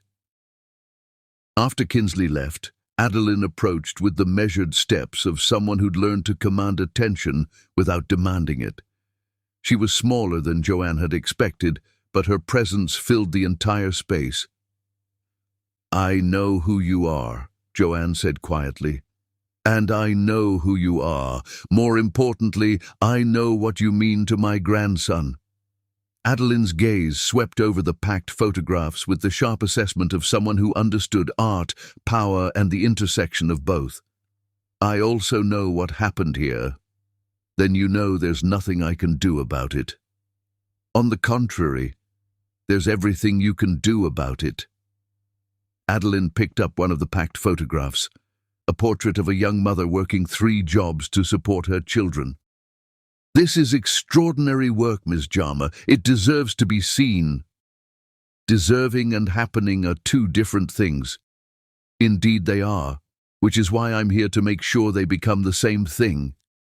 Adeline set the photograph down carefully. "I've spent the morning making some calls of my own. Meridian Holdings has suddenly reconsidered their position." Joanne felt her heart skip. "What?" "It's amazing how quickly people's concerns about market viability disappear when they're reminded that certain other investors might find their sudden change of heart financially uncomfortable." "You threatened them?" "I informed them. There's a difference." Adeline's smile was sharp as a blade but warm as sunlight. "Your show will proceed as planned. In fact, you now have additional funding and 3 more venues interested in hosting traveling exhibitions." Joanne stared at the older woman, hardly daring to believe what she was hearing. "Why would you do that?" "Because this work matters. Because these people deserve to have their stories told. And because the woman my grandson loves shouldn't be punished for existing." "Mrs. Petto." "But mostly," Adeline continued, "because I wanted to meet the woman who made my William remember how to be human again." The words hit Joanne like a physical blow. "I'm the reason he's miserable. You're the reason he's alive." Adeline's voice was fierce, passionate. "Before you, William was brilliant and successful and completely empty, a shell of a man going through the motions of living. After you, he was brilliant and successful and full of purpose. The fact that he's currently brilliant and successful and heartbroken doesn't negate what you gave him. I hurt him. You terrified him. There's a difference." Adeline moved closer, studying Joanne with eyes that seemed to see everything, past, present, and future. "Do you know what William was like as a child?" Joanne shook her head. "Careful, so careful. Even as a little boy, he learned early that loving people meant losing them, so he stopped letting himself love. He built walls so high that I worried he'd never find his way out from behind them." Adeline's expression softened with memory and love. "Then he met you, and suddenly those walls didn't matter anymore. Suddenly he was willing to risk everything for something real. And I threw it back in his face. You got scared. You're human.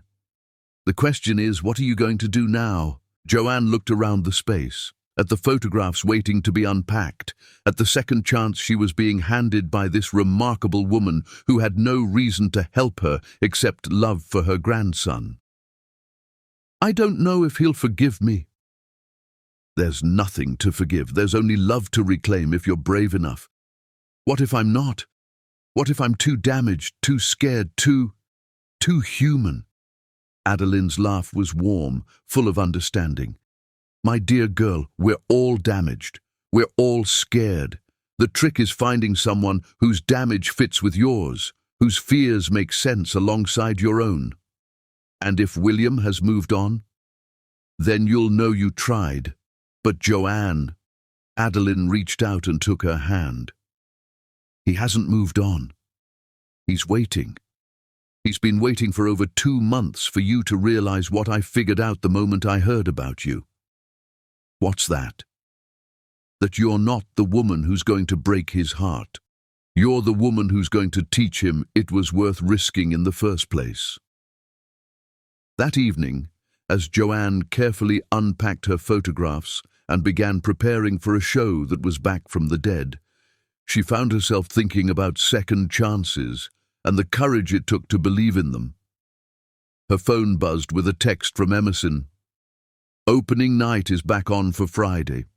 And Joe, I think there's someone you should invite. Joanne stared at the message for a long time, her finger hovering over William's contact information. She'd kept his number all this time, though she'd never been brave enough to use it. Maybe it was time to start. But first, she had a show to save. And maybe, if she was very lucky and very brave, a love to reclaim. The question was, did she have the courage to reach for both? Chapter 8. Storm Before the Dawn. Love is not for the faint of heart. It requires warriors willing to storm the gates of their own fear and surrender everything for the chance to find home in another person's soul. The opening night of Invisible Threads was everything Joanne had dreamed it would be, and nothing like she'd expected it to feel. The Morrison Gallery hummed with energy as collectors, critics, and art lovers moved between the photographs, their voices hushed with reverence. Each portrait seemed to glow under the carefully placed lighting, and Joanne watched with professional satisfaction as viewers lingered, truly seeing the subjects she'd captured with such painstaking care. But despite the red dots appearing next to sold pieces, despite the whispered conversations about important work and necessary art, despite the critical success surrounding her like expensive perfume, Joanne felt hollow. Every few minutes her eyes swept the crowd, searching for a familiar face that wasn't there. William hadn't come. She'd sent the invitation 5 days ago, a simple card with the details and a handwritten note that had taken her 47 attempts to get right. I'd like you to see what you helped inspire. These people deserve to be seen, and you taught me what that means. J. No response. No acknowledgement. Nothing. Stop staring at the entrance, Kinsley said, appearing at her elbow with a glass of wine and the kind of gentle firmness that came from years of friendship. He'll either come or he won't. Watching the door like a hawk isn't going to change that. I'm not. You are. You've been checking that entrance every 30 seconds for the past hour. Kinsley's voice was patient but uncompromising. Joe, even if he doesn't show up tonight, this exhibition is incredible. These people matter. This work matters. You matter. Joanne knew her friend was right. The show was a triumph, regardless of William's absence. But knowing that didn't ease the ache in her chest or the growing certainty that she'd waited too long, hurt him too deeply for forgiveness. Ms. Jarmer? A voice behind her made her turn. A woman in her 40s with kind eyes and a press badge smiled nervously. I'm Sarah Chen from the Tribune. Could I ask you a few questions about the exhibition? Of course. As Joanne answered questions about her artistic process and the inspiration behind the portraits, she tried to focus on the moment, on the success she'd worked so hard to achieve, but part of her remained focused on the entrance, hoping against hope that every opening of the door might bring him back to her. One final question, Sarah said. There are rumors that this exhibition almost didn't happen, that funding was withdrawn and then mysteriously restored. Can you comment on that? Joanne hesitated, unsure how much to reveal about the sabotage, about Adeline's intervention, about the web of love and revenge that had nearly destroyed everything. Sometimes art faces challenges. What matters is that these stories are being told. And the rumor that a prominent business figure was involved in both the sabotage and the rescue. Before Joanne could respond, a commotion near the entrance caught her attention. The crowd was parting like the Red Sea, murmurs rippling through the room like a stone dropped in still water. And there, standing in the doorway like he owned the world and everyone in it, was William. He wore a dark suit that probably cost more than Joanne's monthly rent, and his presence commanded attention from everyone in the room without him having to say a word. But his eyes were focused on only one thing, her. The intensity of his gaze was like a physical touch, and she felt her breath catch in her throat. "Excuse me," Joanne said to Sarah, her heart hammering so hard she was sure everyone could hear it echoing off the walls. William moved through the crowd with purpose, nodding politely to people who tried to catch his attention, but never stopping, never wavering from his path toward her. The months apart had changed him. He was leaner, sharper somehow, but there was something in his eyes that hadn't been there before, a kind of settled determination that made her pulse race. When he finally reached her, they stood for a moment in silence, the noise of the opening fading to background static as the world narrowed to just the two of them. "Your work is extraordinary," he said finally, his voice carefully neutral, but carrying undercurrents she couldn't quite read. "Thank you for coming." "I almost didn't." The honesty in his admission made her breath catch. "What changed your mind?" "Curiosity, I suppose. I wanted to see what was worth destroying my company for." The words could have been cruel, but his tone was thoughtful, almost wondering. "I wanted to see what you'd created from all that pain." Joanne felt her chest tighten. "William, don't." His voice was quiet but firm, stopping her before she could launch into the apology she'd been rehearsing for days. "Don't apologize. Don't explain. You made your choice over 2 months ago. I respect that choice, even if I don't understand it." The words hit like a slap, but she forced herself to stand her ground. "It wasn't that simple." "Wasn't it?" William stepped closer, and she could see the months of pain etched in the lines around his eyes, the weight he'd lost, the careful control he was exerting over every word. "You decided I wasn't worth the risk. You decided my feelings didn't matter as much as your fear. That seems fairly simple to me." "That's not what happened."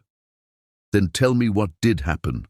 Tell me how the woman who stood up to Brinley to defend a stranger could turn around and abandon that same man when things got complicated." The accusation was fair and devastating.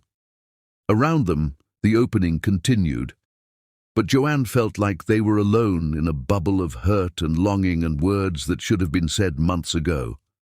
"I was trying to protect you," she said quietly. "From what? From choosing for myself? From deciding what mattered to me?" His voice rose slightly before he caught himself, lowering it again with visible effort. "I didn't need protection, Joanne. I needed trust.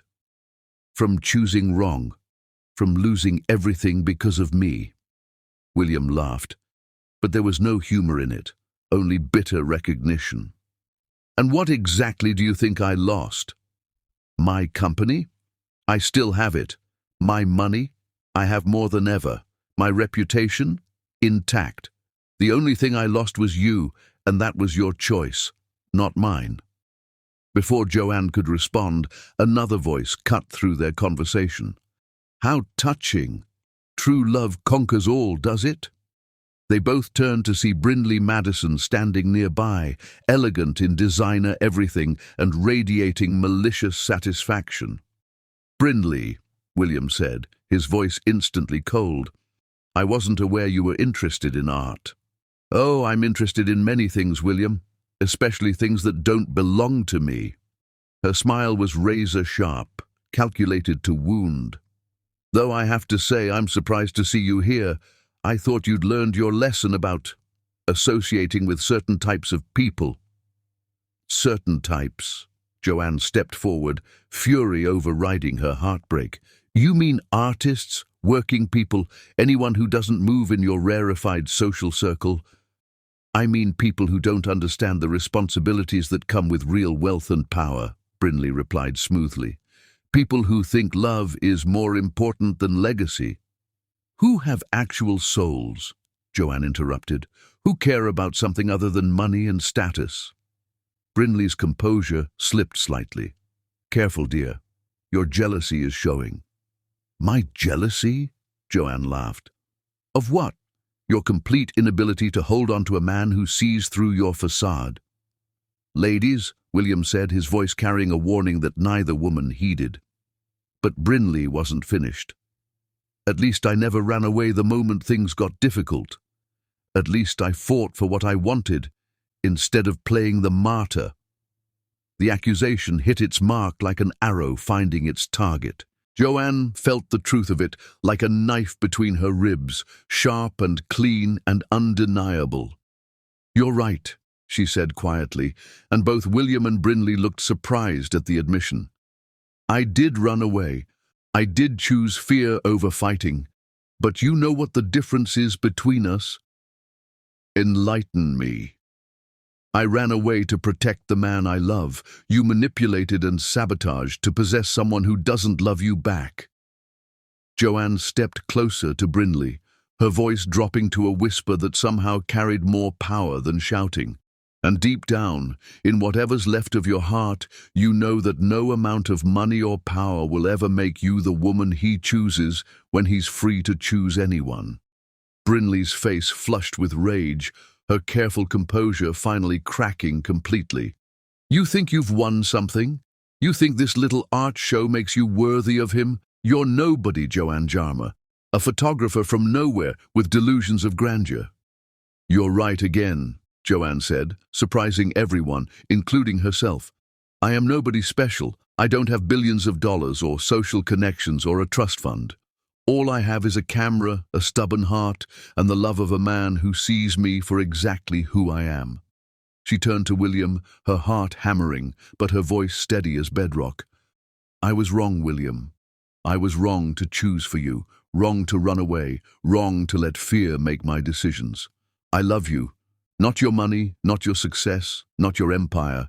I love the man who talks to goldfish and remembers his mother's laugh and learns languages to understand hearts. William stared at her, and for a moment she saw something flicker in his eyes. Hope, maybe, or longing, or the ghost of what they'd once been to each other. Joanne, I'm not finished. She stepped closer, close enough to see the flecks of blue in his storm-colored eyes, close enough to smell his cologne and remember what it felt like to be held by him. I love the man who was willing to lose everything to choose me, even when I was too scared to let him. I love you enough to fight for us this time, if you'll let me, if it's not too late. The room had gone quiet around them. Everyone was listening now, witnessing this public declaration of love and fear and hope, this moment when two hearts either found their way back to each other or said goodbye forever. William looked at her for a long moment, his expression unreadable. Then he glanced at Brinley, who was watching with barely concealed fury and growing alarm. It's too late, he said quietly. The words shattered Joanne's heart all over again, but before she could respond, before she could process the finality of it, William continued. It's too late for fear, too late for pride, too late for anything except this. He cupped her face in his hands, his thumbs brushing away tears she didn't realize had started falling. It's too late for me to pretend I don't love you more than my next breath. Too late to protect myself from the possibility that you might run again. Too late for anything except forever. And then he kissed her, right there in the middle of her exhibition, in front of everyone. He kissed her like she was oxygen and he'd been drowning, like she was home and he'd been lost at sea. When they finally broke apart, the room erupted in applause. Brinley had disappeared, and Joanne found herself laughing through her tears. "I love you," she whispered against his lips. "I love you too," he whispered back, "forever and always, and even when you're being impossibly stubborn." "Is that a proposal?" "Not yet, but soon." He smiled, the real smile that transformed his entire face and reminded her why she'd fallen in love with him in the first place. Very, very soon. As the crowd gradually returned to viewing the portraits, William and Joanne stood together among the faces of invisible people who'd been given voice through her lens, both of them finally visible to each other in all their flawed, fearful, magnificent humanity. The storm was over. Dawn was breaking, and they were home. Chapter 9. Love's Perfect Storm. True love doesn't ask you to be perfect. It asks you to be brave enough to be perfectly yourself, scars and all, in the presence of someone who sees your flaws as just another reason to stay. The scent of burning pancakes and creative cursing drifted from William's kitchen on a Saturday morning in January, 6 months after they'd found their way back to each other. Joanne smiled before opening her eyes, stretching in the bed that had somehow become theirs. Living together had happened gradually. First, a toothbrush at his penthouse, then a drawer for her clothes. Before she knew it, her entire life had migrated uptown. "Need help?" she called out, pulling on one of his shirts and padding toward the kitchen. "I had this under control until Warren started giving me his morning wisdom," William said, gesturing toward the fishbowl where Warren Buffett II swam in lazy circles. "You named another goldfish Warren Buffett?" "Warren Buffett Jr. died of old age. This is Warren Buffett II. He's showing even more promise than his predecessor. Very wise about market trends." Joanne laughed, wrapping her arms around his waist. "You're completely insane." "Insanely in love with you," he replied, turning in her arms. "Good morning, beautiful." "Good morning, terrible cook." "David called," William said, scraping ruined pancakes into the trash. "He wants to cater our engagement party." "We're having an engagement party?" William went very still. "We're having an engagement if you say yes." Joanne's heart stopped. Actually stopped. She was sure of it because the world went silent, except for the sound of her pulse thundering in her ears. "William!" He reached into the drawer beside the stove and pulled out a small velvet box, his hands trembling slightly. "I know this isn't romantic," he said, voice unsteady. "I know I'm standing here half-naked with burnt pancakes and a goldfish as my witness, but I can't wait anymore, Joanne. I can't spend another day without knowing you'll be mine forever." The ring was simple and stunning, a solitaire diamond that caught the morning light. But more beautiful was the expression on William's face, vulnerable and hopeful, and so full of love, it took her breath away. "Joanne Jarmer," he said, dropping to one knee on the kitchen floor, "will you marry me? Will you let me love you for the rest of our lives? Will you help me be the man your love makes me want to be?" "Yes," she whispered, tears streaming down her face. "Yes, yes, absolutely yes." The ring slid onto her finger perfectly. William stood and kissed her, spinning her around the kitchen while Warren Buffett II watched approvingly. "I love you," William murmured against her lips.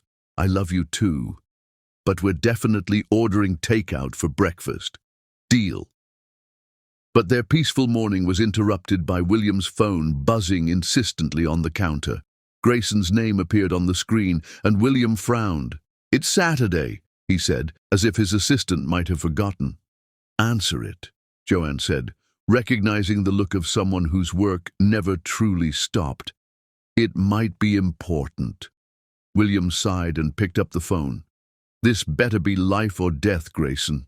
Joanne could hear the urgency in his assistant's voice, even from across the kitchen, could see William's expression growing increasingly serious as he listened. "When?" William asked sharply. How bad? No, don't do anything until I get there. I'll be in the office in an hour. He hung up and ran his hands through his hair, that gesture of stress she'd learned to recognize. What's wrong? Joanne asked. There's been a data breach at one of our partner companies. It could affect millions of users, including ours. I have to… Go, Joanne said immediately. Handle it. I'll be here when you get back. William looked torn, glancing between his phone and her face. But we just got engaged. We should be celebrating, planning. We have the rest of our lives to celebrate, she said, reaching up to cup his face. Right now, people need you to fix this. Go be the brilliant CEO I fell in love with. He kissed her hard, grateful and desperate. I don't deserve you. Lucky for you, love isn't about deserving. It's about choosing each other every day, even when one of you has to leave to save the digital world. 6 hours later, William returned to find Joanne curled up on the couch with her laptop, editing photos while Warren Buffett II provided silent commentary. How bad was it? She asked, looking up from her screen. Bad, but contained. We'll have to do a full security overhaul, rebuild some systems from scratch, but we caught it before any actual user data was compromised. He collapsed next to her on the couch, exhaustion evident in every line of his body. I'm sorry. Our engagement day, and I spent it dealing with corporate disasters. Our engagement day, Joanne corrected, closing her laptop and curling up against his side. And you spent it protecting people. That's exactly the kind of man I want to marry. William was quiet for a long moment, his arms tightening around her.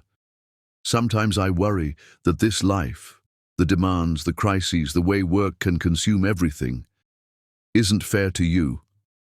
William, she pulled back to look at him directly. Do you remember what you told me the night we met?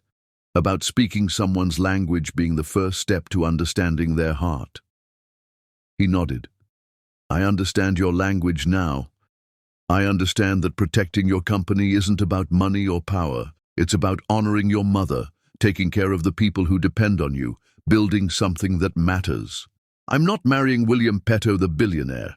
I'm marrying William Petto, the man who talks to goldfish and burns pancakes and carries the weight of other people's livelihoods on his shoulders because that's who he is. And you're okay with that? With the crazy hours and the constant pressure and the fact that sometimes the world will demand I choose between you and everything else? Joanne smiled, thinking of all the times she'd watched him agonize over decisions. All the late nights she'd fallen asleep to the sound of him on conference calls with international partners, all the moments she'd seen him put other people's needs before his own. I'm okay with it, because you'll never have to choose. I'll be right there beside you every step of the way. That's what partners do.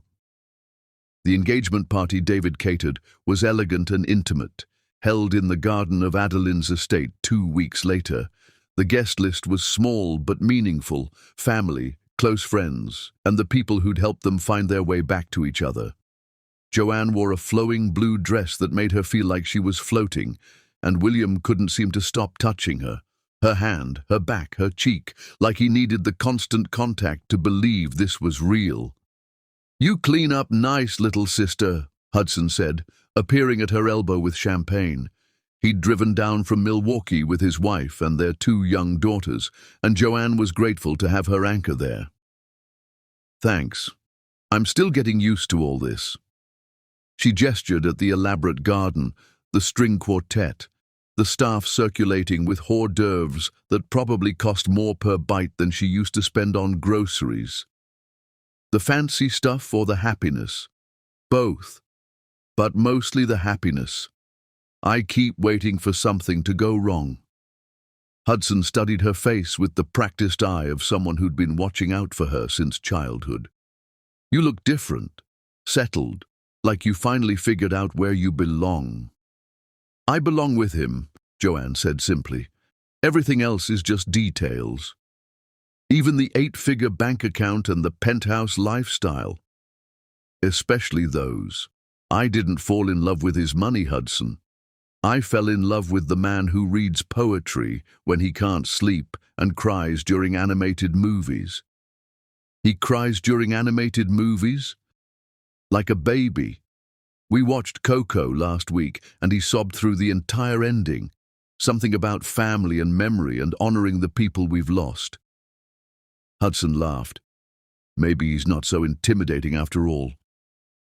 Across the garden, William was deep in conversation with Colton and Adeline, but his eyes kept finding Joanne, like he was checking to make sure she was still there, still real, still his.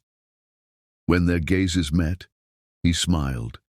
That soft, private smile that was just for her, and she felt her heart expand until she thought it might burst from pure happiness. Ladies and gentlemen, Adeline's voice carried across the garden as she stood to make a toast, commanding attention simply by existing. If I could have your attention, please. The crowd quieted, all eyes turning to the elegant woman who'd lived through nearly a century of history and had the wisdom to show for it. When my grandson was a little boy, she began, her voice carrying clearly in the evening air, he used to ask me if his mother was happy in heaven. I never knew how to answer that question, because how do you explain to a child that happiness isn't a destination? It's a choice, a practice, a daily decision to find joy despite pain. Joanne felt William's hand tighten around hers, could see the emotion in his eyes even from across the garden. But watching William with Joanne, seeing the man he becomes when he's with her, I finally know what to tell that little boy. Adeline's eyes found theirs across the space. His mother is happy because her son learned to choose love over fear, joy over safety, and connection over control. Isabella would be so proud of the man you've become, William, and of the woman who helped you remember how to be him. There wasn't a dry eye in the garden as everyone raised their glasses, and Joanne felt the presence of the woman she'd never met, but who'd shaped the man she loved. To William and Joanne, Adeline continued, may your love be a beacon for all of us who've forgotten that the greatest risk is not taking any risks at all. Later, after the guests had gone home and the staff had cleaned up, William and Joanne found themselves alone on the terrace under a canopy of stars, swaying to music only they could hear. Regrets? William asked softly, pulling her close. About what? About saying yes to all this craziness? About agreeing to marry a man who talks to fish and burns breakfast and has panic attacks about data breaches? Joanne considered the question seriously, thinking about the journey that had brought them here, the fear, the mistakes, the months of heartbreak that had nearly destroyed them both. My only regret is that we lost those months, that I let fear steal time we could have spent being this happy. We have the rest of our lives to make up for lost time. Is that a promise? It's a guarantee. They danced together in the moonlight, no music except the rhythm of their hearts, both of them overwhelmed by the magnitude of what they'd found in each other. They'd both been broken when they met, both carrying scars from the people who'd failed to love them properly. But somehow, their damage had fit together like puzzle pieces, creating something stronger than either of them could have been alone. William? When we have kids someday, I want to tell them about your mother. About how she believed in art and love and the power of both to change the world. William went very still in her arms. Kids? Eventually, if you want them. If you think you're ready to risk loving someone that much. I want everything with you, Joanne. Kids, chaos, burnt pancakes, and goldfish with pretentious names. I want ordinary Tuesday mornings and extraordinary Saturday nights. I want to grow old with you and look back on a lifetime of choosing each other, every single day. The passion in his voice made her heart race. That sounds like the best kind of adventure. Even when I'm 90 and still burning breakfast. Especially then. Though maybe by then Warren Buffett the 20th will have taught you some cooking tips. As they stood together under the stars, both of them could almost see the future stretching out before them, a beautiful, messy, joy-filled life built on the foundation of a love that had survived fear, pride, and the interference of vindictive ex-fiancés. They were going to be magnificent together. But first, they had a wedding to plan. And knowing William, he was probably already consulting Warren Buffett II about the investment potential of wedding cake futures. Some things, Joanne thought with a smile, would never change. And that was exactly how she wanted it. Chapter 10. Hearts Painted in Forever. Forever begins with a single I do, but it's built one magnificent, ordinary, extraordinary day at a time, painted in moments so precious they feel like prayers answered. The morning of their wedding, Joanne woke up in her old apartment for the last time. Tomorrow, she would officially be Mrs. William Petto, sharing his name, his home, his beautifully chaotic life. Now she felt nothing but pure, radiant anticipation. Kinsley burst through the door at 7 a.m. with coffee, pastries, and enough nervous energy to power half of Chicago. "Today's the day," she announced. "Are you ready to become a billionaire's wife?" "I'm ready to become William's wife," Joanne corrected. "The billionaire part is just an interesting bonus feature." The day passed in organized chaos. Hair, makeup, photographs, last-minute adjustments to the dress that had belonged to William's mother, a vintage creation in ivory silk that Adeline had preserved for 30 years. When Joanne first tried it on and it fit perfectly, they'd all taken it as a sign from Isabella herself. "You look like a goddess," Hudson said when he arrived to walk her down the aisle. Her big brother, who'd driven from Milwaukee in his best suit, had tears in his eyes. "Mom would be so proud, Joe. So incredibly proud." "Don't make me cry before the ceremony," Joanne warned, but her own eyes were misty with emotion. "Too late for that. You've been crying happy tears all morning." He was right. She'd been emotional all day, not from nerves, but from the overwhelming gratitude of a woman who'd almost let fear steal her greatest blessing. Every moment felt sacred, from the way the morning light hit her mother's painting to the text from William that simply said, "Today I get to marry my best friend." The ceremony was held in the conservatory at Adeline's estate, surrounded by flowers and fairy lights. As Hudson walked her down the aisle, Joanne had eyes only for William, who stood at the altar looking like every prayer she'd never dared to voice. When their eyes met, his face transformed with a brilliant smile. He was crying and not bothering to hide it. "You're beautiful," he mouthed, and she felt her heart expand. The ceremony was intimate and heartfelt. Adeline served as William's best woman, while Kinsley stood as Joanne's maid of honor, crying almost as much as the groom. When it came time for vows, William's voice was steady despite his tears. "Joanne," he began, "you taught me that love isn't about being safe. It's about being brave.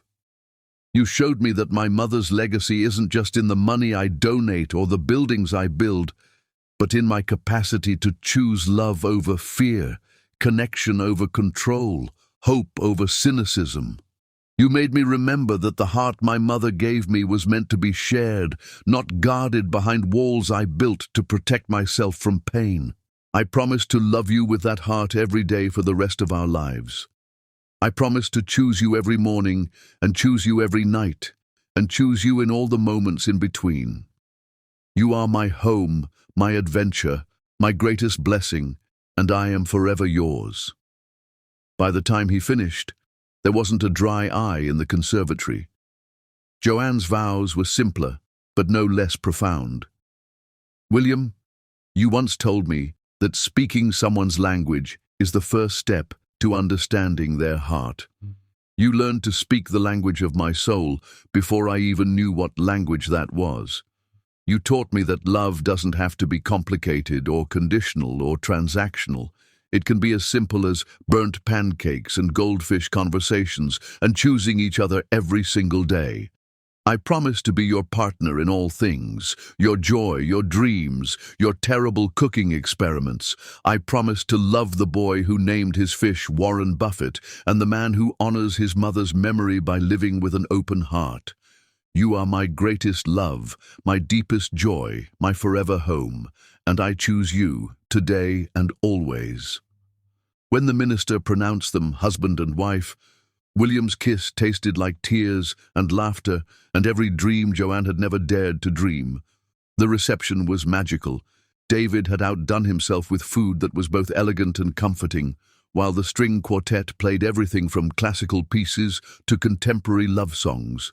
William and Joanne's first dance was to At Last by Etta James, and they moved together like they'd been dancing their whole lives.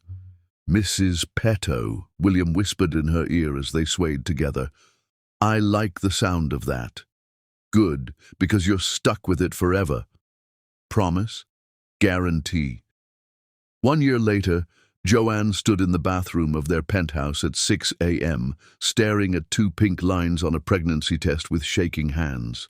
They'd been trying for 4 months, had gone through the roller coaster of hope and disappointment that every couple trying to conceive knew intimately. But there it was, undeniable, pregnant. William, she called out softly. Everything okay? He called back. I need you to come here. When he appeared in the doorway, she held up the test without saying anything. William stared at it, then at her face, then back at the test. Pregnant. His voice was barely a whisper. Very pregnant. The sound that came from him was half sob, half laugh, entirely joy. He lifted her off her feet, spinning her around while she laughed and cried at the same time. We're having a baby, William kept repeating, like he couldn't quite believe it. We're having a baby, Joanne confirmed, marveling at how right the words felt. The pregnancy was everything, wonderful and terrifying and miraculous. William was impossibly devoted, reading parenting books to her growing belly every night and talking to their child about art and business and the grandmother they would never meet, but who would love them from heaven. When they learned at 20 weeks that they were having twins, William's reaction was even more dramatic than his proposal. Twins, he said faintly, gripping the examination table like he might fall over. 2 babies. 2 babies, the ultrasound technician confirmed with amusement, pointing to the screen where 2 tiny forms were clearly visible. I need to sit down, William said, then promptly slid to the floor in a dead faint. Sir? The technician looked alarmed. He's fine, Joanne said, laughing despite her own shock. He just processes big news. Dramatically. When William came to, lying on the examination room floor with Joanne holding his hand, the first thing he said was, We're going to need a bigger car. The pregnancy brought them even closer together. William attended every appointment, documented every milestone, and cried at every ultrasound. He talked to the babies constantly, telling them about their mother's beautiful art and their great-grandmother's wisdom and how they were already the most loved children in the world. Do you think they can hear me? He asked one night, his hand spread across her growing belly. The doctor says they can hear your voice by now. Good. I want them to know my voice before they're born. I want them to know they're safe, that they're wanted, that their daddy loves them more than anything except their mommy. Joanne felt tears spring to her eyes. They're so lucky to have you as their father. I'm the lucky one. I get to give them everything I never had. 2 parents who love each other, a stable home, the knowledge that they're the best thing that ever happened to us. Labor came on a Tuesday morning in March, 2 weeks early. Joanne's water broke while William was in the shower, and for a moment she just stood there in the kitchen, marveling at the fact that after 9 months of waiting, their babies had decided that Tuesday morning was the day. William, she called out, surprisingly calm. What? he called back, his voice muffled by water and shampoo. "It's time!" The shower shut off immediately. Time for what? Time to meet our babies! What followed was controlled chaos. William getting dressed while calling the doctor, the hospital, and Grayson, while Joanne breathed through contractions and tried not to laugh at her husband's beautiful panic. The birth was long and difficult, but ultimately triumphant. After 14 hours of labor, their son emerged first, purple and screaming and flawless. William sobbed so hard the nurses were concerned. "He's stunning," he kept saying through his tears. Their daughter followed 28 minutes later, quieter but just as magnificent, with tiny fists and her father's grey eyes. "Isabella and Gabriel," Joanne whispered, when the nurses placed both babies on her chest. They'd chosen the names months ago. Isabella for William's mother, Gabriel because it meant God's strength. William reached out with trembling fingers to touch each tiny hand. "Hi, babies," he whispered. "Hi, Isabella. Hi, Gabriel. I'm your daddy, and I love you so much already." When the twins wrapped their small fingers around his, William lost it completely. He cried like his heart was breaking and mending at the same time. "Thank you," he whispered to Joanne. "Thank you for giving me everything I never knew I needed. Thank you for teaching me that love multiplies," she whispered back. "It doesn't divide." 8 months later, their penthouse was gloriously chaotic. There were baby swings and toys everywhere, and Warren Buffett II had been relocated to a larger tank to accommodate the increased household traffic. Joanne sat in the nursery, painting while the twins napped, her first new work since they were born. It was a portrait of their little family, William reading to the babies while she worked, all of them bathed in golden afternoon light. "That's stunning," William said softly from the doorway. "It's us," she said simply. "It's everything." He wrapped his arms around her from behind, both of them looking at their sleeping children. Isabella with William's dark hair, Gabriel with Joanne's expressive eyes. "I love our life," William said quietly, "even when Isabella screams for 2 hours straight. Especially then. Even when we haven't slept more than 4 hours straight in 8 months. He kissed the top of her head. "This is everything I never let myself dream of having." Joanne leaned back against his chest, marveling at how far they'd come from that desperate moment at a wedding when he'd offered her $10,000 to pretend to love him for 5 minutes. Now she loved him for free, forever, with their whole beautiful life ahead of them. As the sun set over Chicago, William and Joanne held each other and watched their sleeping children, knowing that this was just the beginning of their forever. They had love. They had family. They had everything that mattered, wrapped up in this moment of quiet joy. Their fairy tale was real, their love was eternal, and their hearts were painted in forever.